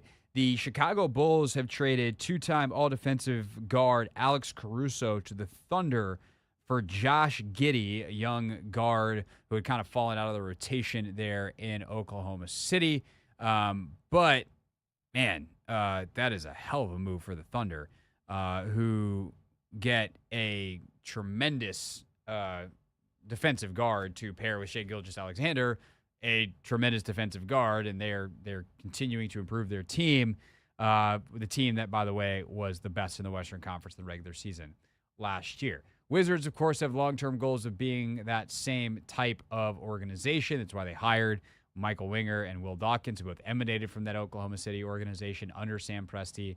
And there's one player who I feel, or a player who I feel in the upcoming NBA draft fits a lot of what Washington wants to do and who they want to be. He's got positional size. He's got great athleticism. He needs some work, as all of these prospects do, especially in this draft. And I feel like he'd be a great fit with Jordan Poole. Yet, he's not coming up at all. So earlier this week, on Tuesday, I hosted a roundtable of Wizards podcasters. So Matt Moderno from Believe in Wizards, Domo from the Wizards of Gallery Place, Greg Finberg from Bullets Forever, and they have been doing a ton of work on the draft, and I was like, all right, let's talk draft.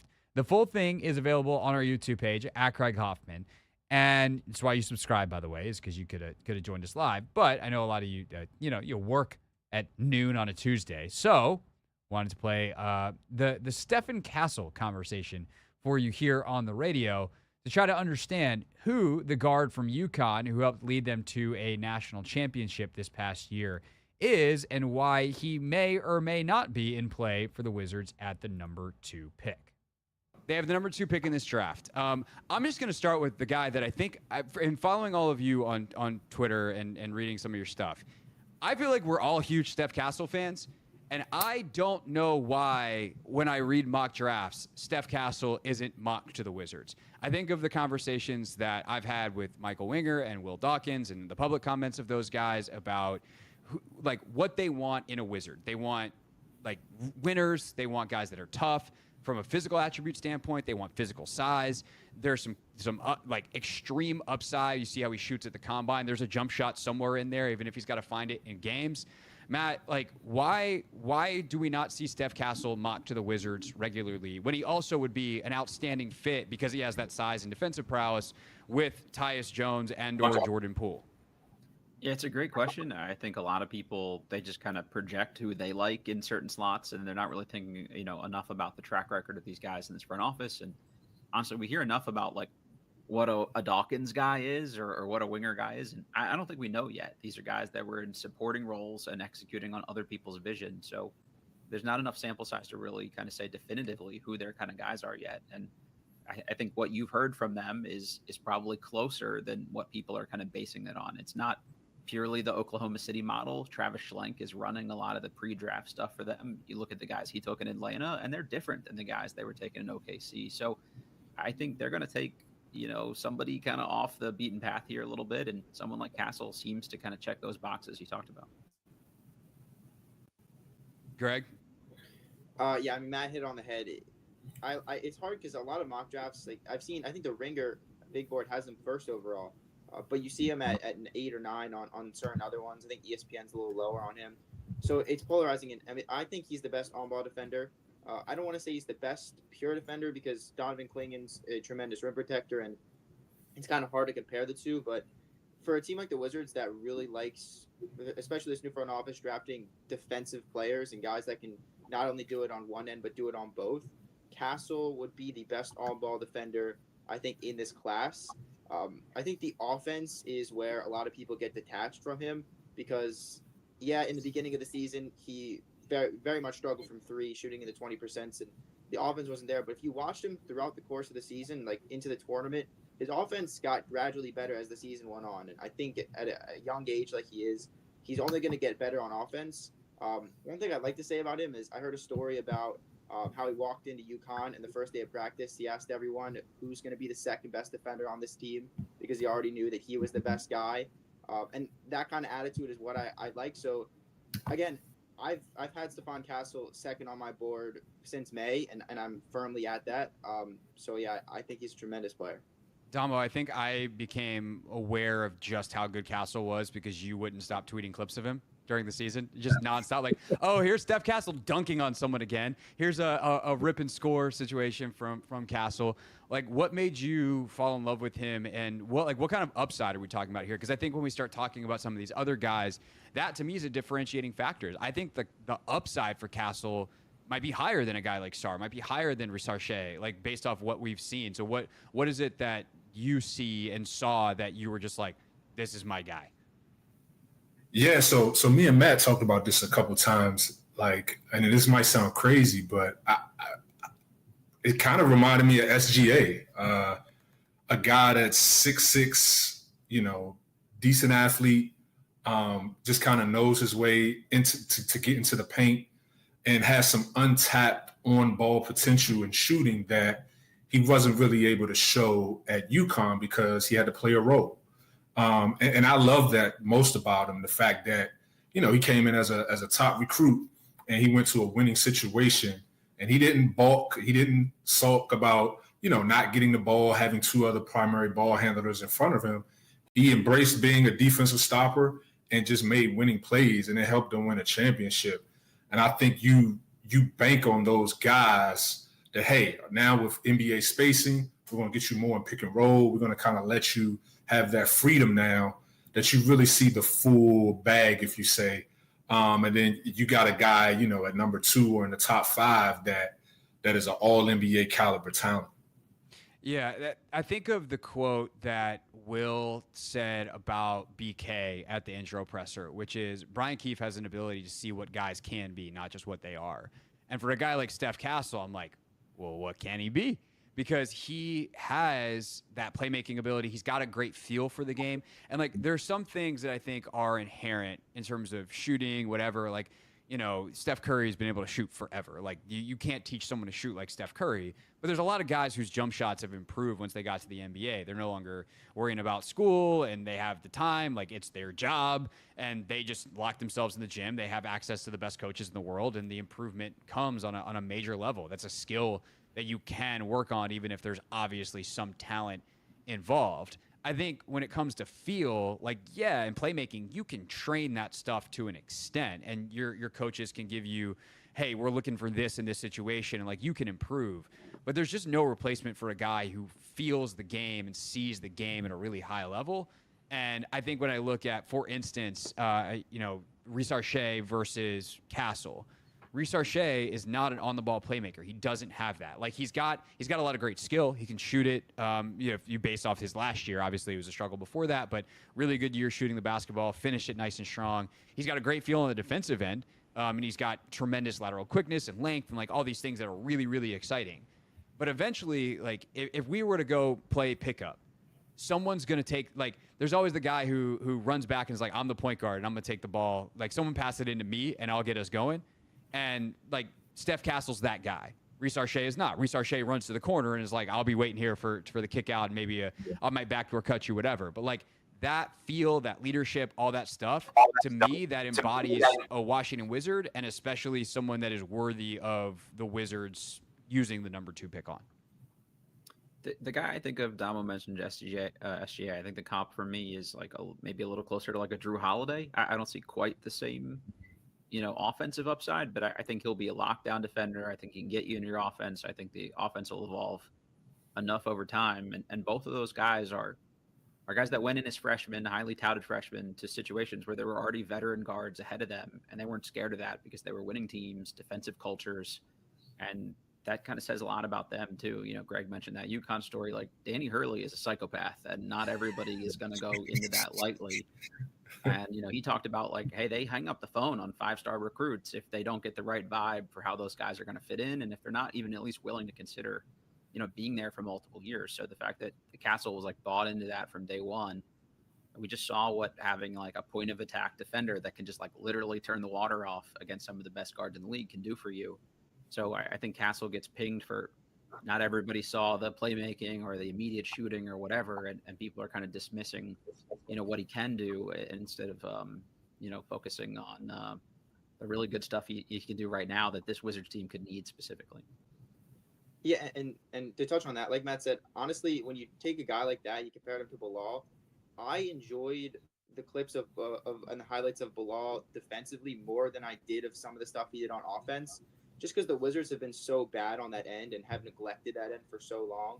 It's nice to see that certain prospects that are better at defense than maybe they're on offense right now, they are getting looked at more. I feel like when you draft a guy that's bought in like that, like Matt said, a 5-star recruit. Another thing, when he went and met with Danny Hurley, Danny Hurley was basically like, you might not start. We have Tristan Newton. We have Cam Spencer. We have a bunch of guys in front of you. You might not play.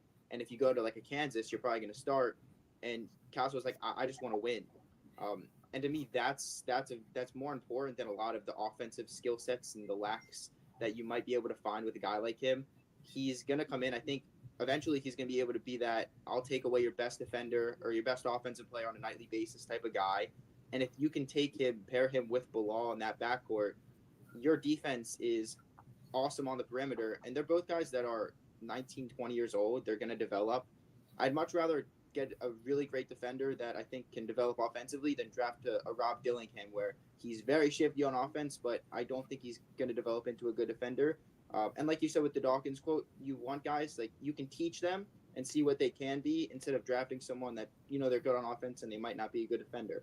And I think Castle is a great defender and he can be a tremendous offensive player. So really, really high on him. Yeah, you mentioned Schlenk, or someone mentioned Schlenk earlier too, and how I think, Matt, you said it, how he's running a lot of this pre-draft and, again, just bringing different ideas to the table. You think back to those Warriors teams where Schlenk was the assistant GM and like the switchability on the perimeter. You start to get a Bilal, you start to get a Denny, you start to get, Steph Castle, and there's, Risar Shafe, to his credit, would be in this as well. Like, you start to be able to build a very different defensive scheme where you're just like, yeah, we're here, what's up, let's go play ball, versus the constant need to hide what feels like 4 of your 5 players, which has been the last decade of Wizards basketball.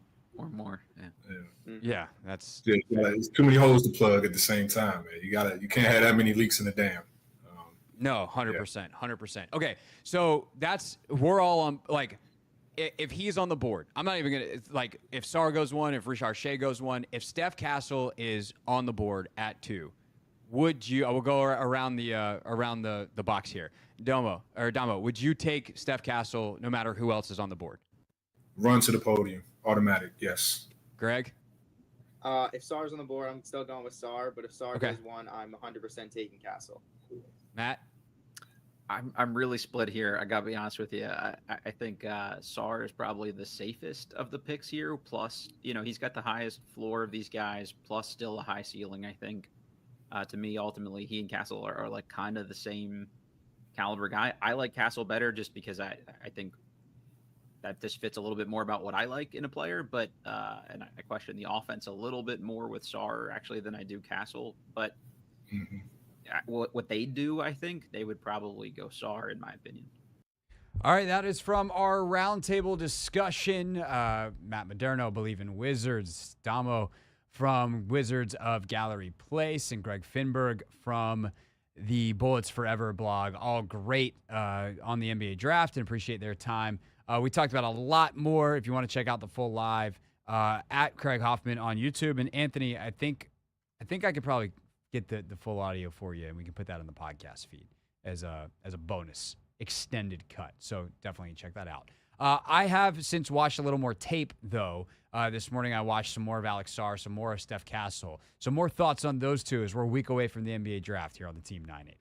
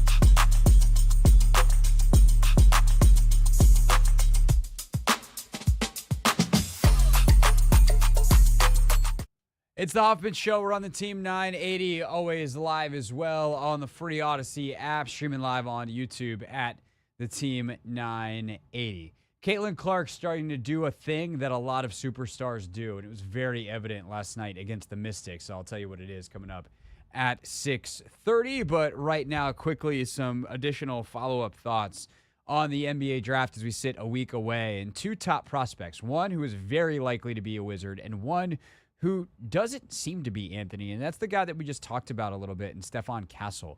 I thought it was worth the thought exercise because despite the fact that he's not being linked to Washington at all, I think it's worth reminding everybody that this front office does not talk.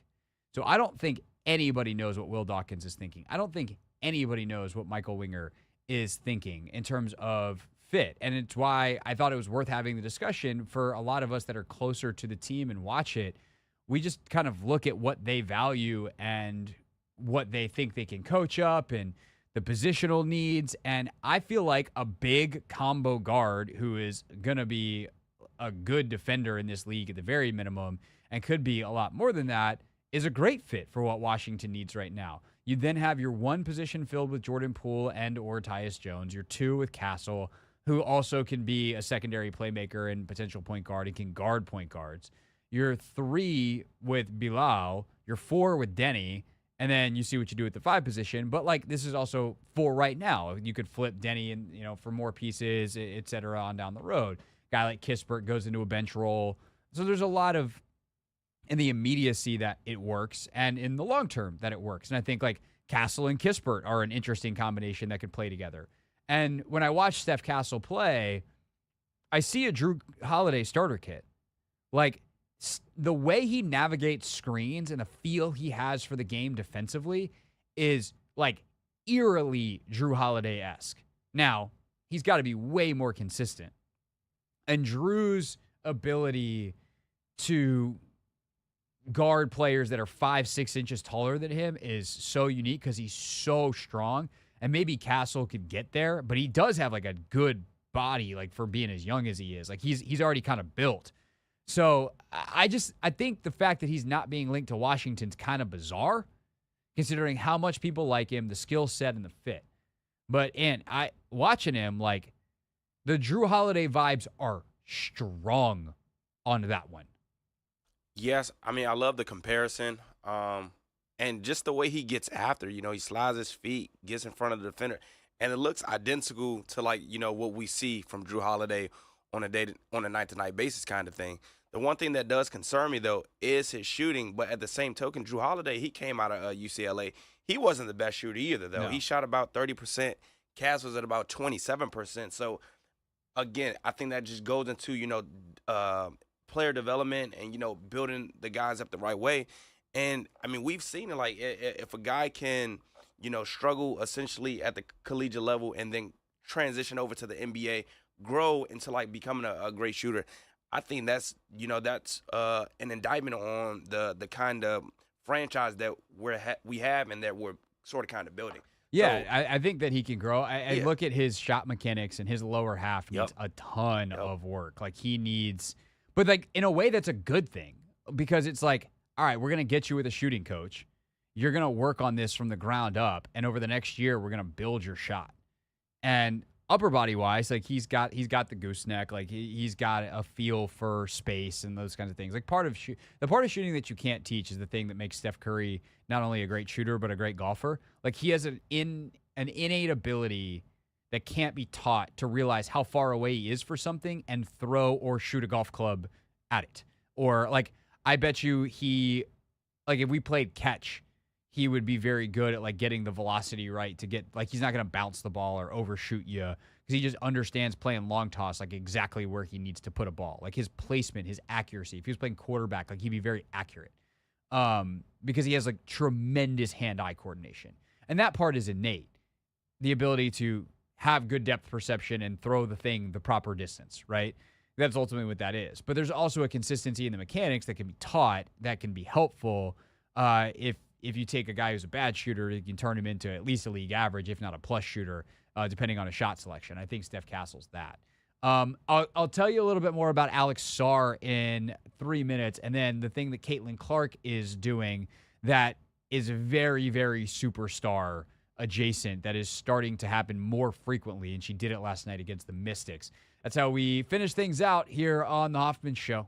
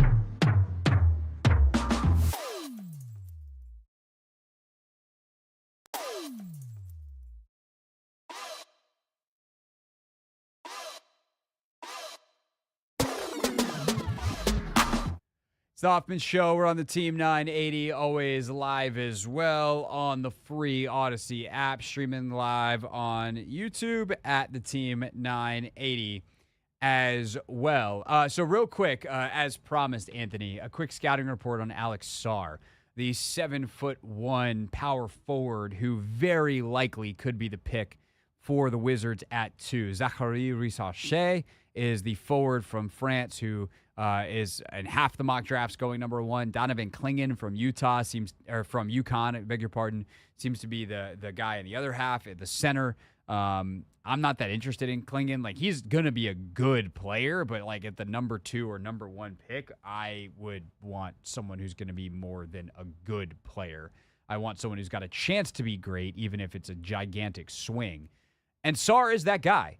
Sarr is freakishly athletic for his size, not in like a vertical jump or speed situation kind of, but he's just extraordinarily fluid in how he moves. There's a Giannis-like quality to him in that way. Again, he is definitely not Giannis, because Giannis also has the burst and the vertical and all that stuff. Giannis is a one-of-one kind of athlete. He's your 6'7" wing packed into a 7'1" frame by the time he stopped growing. But with Sarr, who is 7 feet tall already at 19 years old, coming into the league, played last year in Australia. He has shown between what he did last year in Australia and Overtime Elite an ability to handle a little bit, to be a guy who can catch the ball in the short roll and find the right open player. Like he can play make a little bit. He's definitely like a rim runner, dive bomber type of big, which is really important to an offense, and I think a great mix with a guy like Jordan Poole. But he can also pick and pop a little bit. He's right now really, really good from the mid-range. He shot a very good percentage from that last year. But the three-point shot is one that's going to have to come along. But I do think there's promise there eventually for him to develop it. So good rim protector, needs to put on size, needs to put on bulk, far from a home run, but very mature. Seems to have a great head on his shoulders. Kevin O'Connor from The Ringer did a good interview with him, and he just very calm guy, seems to like really understand his own game. So I think there's a lot to like with Alex Sarr. I get why people like him. I understand if they go with him at number 2. I actually might even lean that way the more I watch, but we'll see. I'll give you a little bit more on Reece Shea before this draft and some of the other guys I'll watch in the top 10. And then next week, they'll have the draft. And then we'll know. And then I'll watch a lot more of whoever it is, because I'll be like, I need to watch everything on this guy. How does he fit with Jordan Poole, Bilal Coulibaly, Denny Avia, etc.? Or we'll have some trades to talk about. That could be in the offing. All right. Anthony, there's a thing that superstars do in basketball that I've always kind of noticed, which is they put up numbers even when they don't play well. Or I should say, not even not play well. When they just play a solid game, they put up numbers that other players like would dream of. If I told you an average WNBA guard had 18 points and 12 rebounds, you'd be like, damn, that's a great night. You're average, like, not even average. You're above average, solid, non-all-star WNBA player. Even, honestly, an all-star to have 12 rebounds in a game? That's what Caitlin Clark did against the Mystics last night. All of a sudden, you look up, and she's at halftime, not really dominated the game, not like been exceptional, not one of these games where she's hitting a million step-back threes, and you're like, oh, God, we're in for a night. Like, you think of the night that she broke the scoring record against Michigan, and she's pulling up from 3 2 minutes into the game to break the record and just goes nuts in the first half of that game. And you're like, yeah, no kidding, she's got great numbers. Or the night she was here when she destroyed Maryland, had, I think, 23 at the half. Like, those nights are going to happen in superstars, and that's the time where you're like, wow, impact player. And she hasn't really had that kind of first half, I think, yet in the W. She certainly had a second half like that with Capital One Arena, and she wound up with 30, tied the WNBA rookie record for threes. Maybe she just likes playing the Mystics. Seems like everybody likes playing the Mystics this year. It's a lot easier when Brittany Sykes and Shakira Austin aren't on the floor. But Clark last night, like at halftime, has like 4 or 5 assists, 4 or 7 from the field, 5, 6 rebounds, and you're just like, I don't even feel like she's done that much. But like that's what great players do. Because there's a sequence last night for Indiana, and this is a huge growth thing for Clark to try to do this more consistently, right?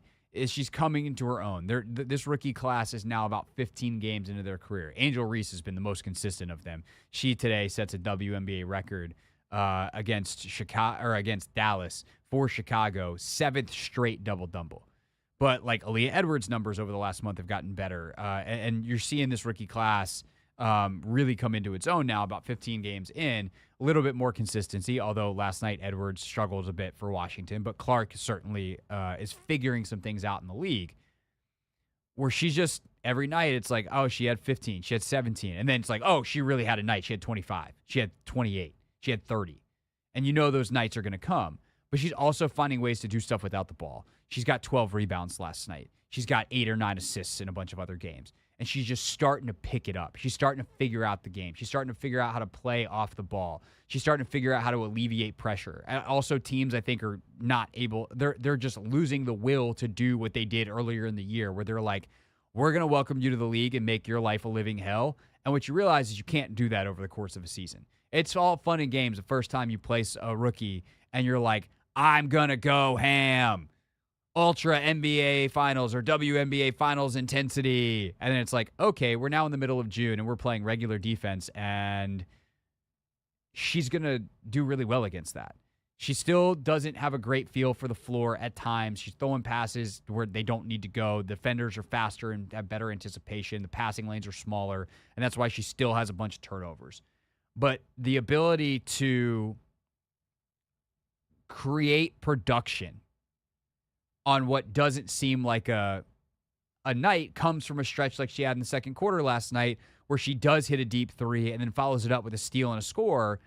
And all of a sudden, that's just like 5 points in 30 seconds kind of thing. And if you do that once every quarter, that's a 20-point night. Like, that kind of stuff adds up quick. And I just like kind of looked up last night as the game, was winding down. I look up her stats, and I'm just like, I don't feel like she was dominant by any stretch. Aaliyah Boston had a great night. Kelsey Mitchell had a great night for Indiana. They felt more impactful. But there's Caitlin Clark, 18 points, 12 boards, 6 assists by the end of it, and that's what great players do. Yeah, it's definitely what great players do. And I just feel like it was just going to be a matter of time in which, she'd finally get a really good feel for the game. And also, I'm not trying to like downplay, the teams that she's playing now, but those earlier games, like feeding her to the Connecticut Sun and the Liberty, like those are gonna be brutal games. And like, she battled, she did what she could, but now we're seeing her, couple of games into the league where she's a little bit more comfortable, and I think she's doing what she's supposed to do, against some of the weaker teams in the league right now. And I think when it comes time for her to, play the Aces, play the Liberty, play the Storm again, I think we'll start to see these same numbers against those teams that, were beating up on her early in the season. Or, the game where she had like 3 points, she shot like 1 for 8. Yeah, that game against the Liberty. It was the second night of a back-to-back, and it was towards the end of that schedule where they played 11 games in 20 days, and 5 of them were against the Liberty or the Sun, the two best teams in the league. So you're 100% right. Like, let her, and not to say that she's going to be a dominant force and the best player in the league by the end of the year or anything like that. Like, I think we're years, like 2-3 years potentially, but we're years away from Caitlin Clark being the best player in the WNBA. Like, the gap between her and A'ja Wilson is significant right now. A'ja's having one of the greatest seasons the league has ever seen. Caitlin's still figuring it out quickly, but like, we're talking 17 points a game versus A'ja's averaging 27, and the shooting efficiency is so much higher, and Caitlin's turning the ball over still a lot. And it's a young team that needs more pieces around her, and they're figuring things out in Indiana slowly but surely. But I think the struggles she had earlier in the season were so enhanced by the schedule, and it's just such a shame that the W did that. Like, this is the kind of thing where I think like the marketing element comes in. Like, why would you set up your youngest, most exciting team to fail? Because from a schedule standpoint, I don't know that anybody could have started with that 11-game stretch from a pure schedule standpoint, and certainly they would have done better than Indiana did. Like, Indiana, that was the worst-case scenario because they are so young, and, such a key part of what they do with Clark having the ball in her hands all the time was new, and the training camp is not very long because that's the nature of the WNBA, and she's coming off the college season and all that. But if the Liberty started with the Sun or with the Fever schedule, they wouldn't have started 10-1 like they did. Like you're looking at a more of a 7-3 type of stuff because it's just hard to play this brand of basketball and this intensity in such a short amount of time. And the way this Olympic year is going, everyone's got to stretch like this. And it would have been, I think, better for the league to try to give a little bit of breath to some of these teams at the beginning. Like, is there a way to make everyone have that stretch at the same time? It would seem like it because then they'd all just play each other. Yep. Now, do that in June. Like, get a slower start to the season. Like, that was just an incredibly stupid cell phone, it feels like, by the league to give everyone a chance. But certainly it hurts a team like the Fever far more. And if you know that going in and you're trying to grow the league and that team's such a big part of it because of Caitlin, and I would say the same thing about Chicago and Angel, why weren't you kinder to them? Do yourselves a favor, WNBA. Please, for once.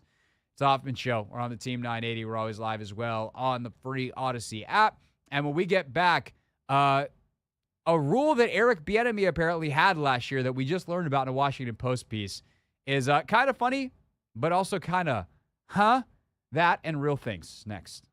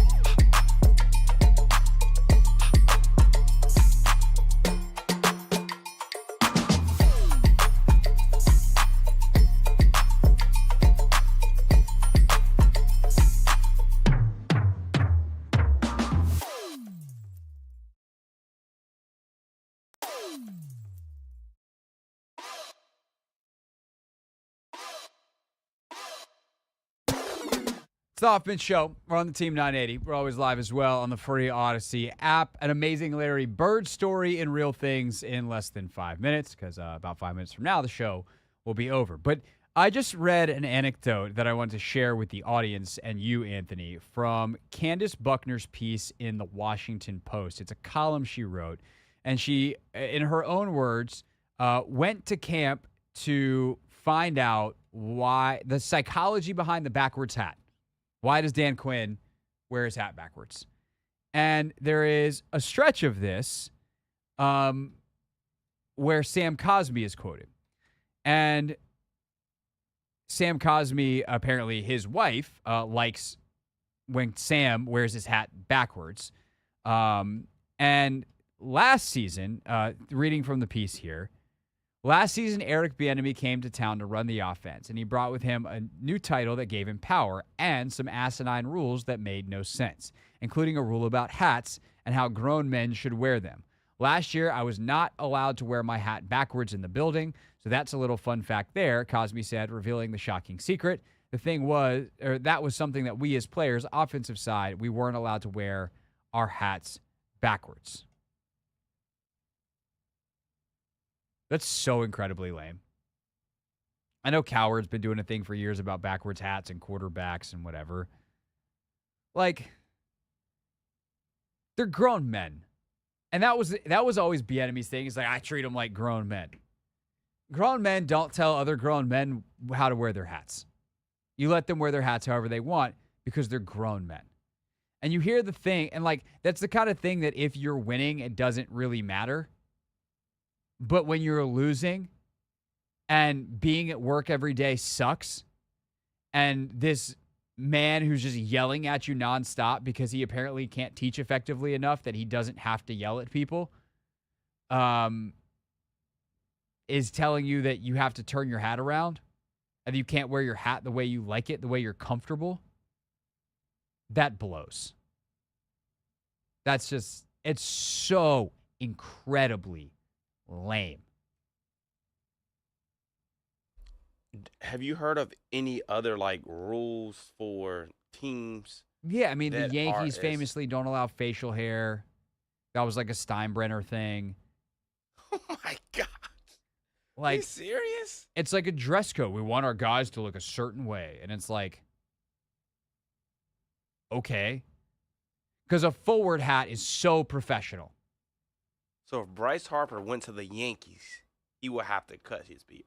That if that rule is still in place, yeah. Yeah, they're lunching. Yeah. They're tripping like big shoes. Yeah. Clown's Wow. house. Oh my gosh. Yeah. I just think that's it's like, yep, that anecdote summarizes why players couldn't stand Bieniemy last year. And the bigger thing is like you watch a practice run this year and you're like, oh, everybody knows what they're doing. Last year, in hindsight, all the yelling that we were like, yeah, Bieniemy's so intense and he's so detail-oriented. It's like, and he can't teach it to them before they're out there, and they seem still confused. That was probably a sign. Anyway, it's time for real things that real people said into real microphones. Real things. We're not gonna be sucked this year. Real people. 5 and 11, not very good. Said into real microphones. You know, the culture is actually damn good. By the way, tomorrow on the show, I do think Clinton's going to join us. Clinton Yates, and what a week to have him as Willie Mays passed. So we'll get tales from Birmingham, where Clinton is on site for all of the MLB festivities, remembering the Negro Leagues over the weekend, and where Willie Mays was from. So we'll get to talk to Clinton tomorrow about that, on top of more NBA draft coverage, et cetera, et cetera. Totally unrelated to that, Sean Kemp, in his first year in the NBA, had to guard Larry Bird. That was unfortunate. X-Man told a story on Tim Thomas and Scoop Beats podcast about Larry Bird talking to you, saying, I'm the best in Indiana to put a 3 into my ball. That's true? It is very true, man. Larry, hey, man, hey, first of all, we got to Boston that night. He had this he had some knee pain. I was like, it's a hell of a time for you to come over with a knee pain. He, I ain't going tonight. You got it. Yeah, you don't want to see that. Yeah, then I look at the boy, Sean Kemp, Larry Bird. I'm like, so I look in the mirror. I'm like, well, shit, man, I'm about to get this motherfucker fits out here tonight. So I was for the game. I was over there rubbing my hands, looking at him like, I'm about to get your ass, man. What year was this for you? This was my first year. Oh, okay. And that day, that morning they came out with a USA Today article, and they said that Larry didn't have it no more. So he came out that night to make a statement, and I was just the prime candidate. Yeah. Before the game, he told me, he was like, he just shook his head at me. He said, man, it's going to be a up night for you. It's going to be a messed up night for you. Facing a pissed off or a motivated or a bored, frankly, Larry Bird sounded terrible. Any legend, to be honest. He was particular because he's the guy that tells you what he's going to do and then does it. And then he does it. You know, there was a game where Larry just scored every single point. Like, he just played left-handed, right? You've heard that story? Maybe. I don't recall it right now. That's one of my favorite Larry Bird stories. The other one that's, like, super famous is Bird walks in. It's the first ever, I think, actually, three-point contest. So, NBA All-Star 1980, whatever. First time they ever do the three-point contest. And Larry Bird walks in, doesn't take his warm-up off, and he goes, which one of you mother lovers is finishing second tonight? And then he won. And that's our show. We'll see you tomorrow.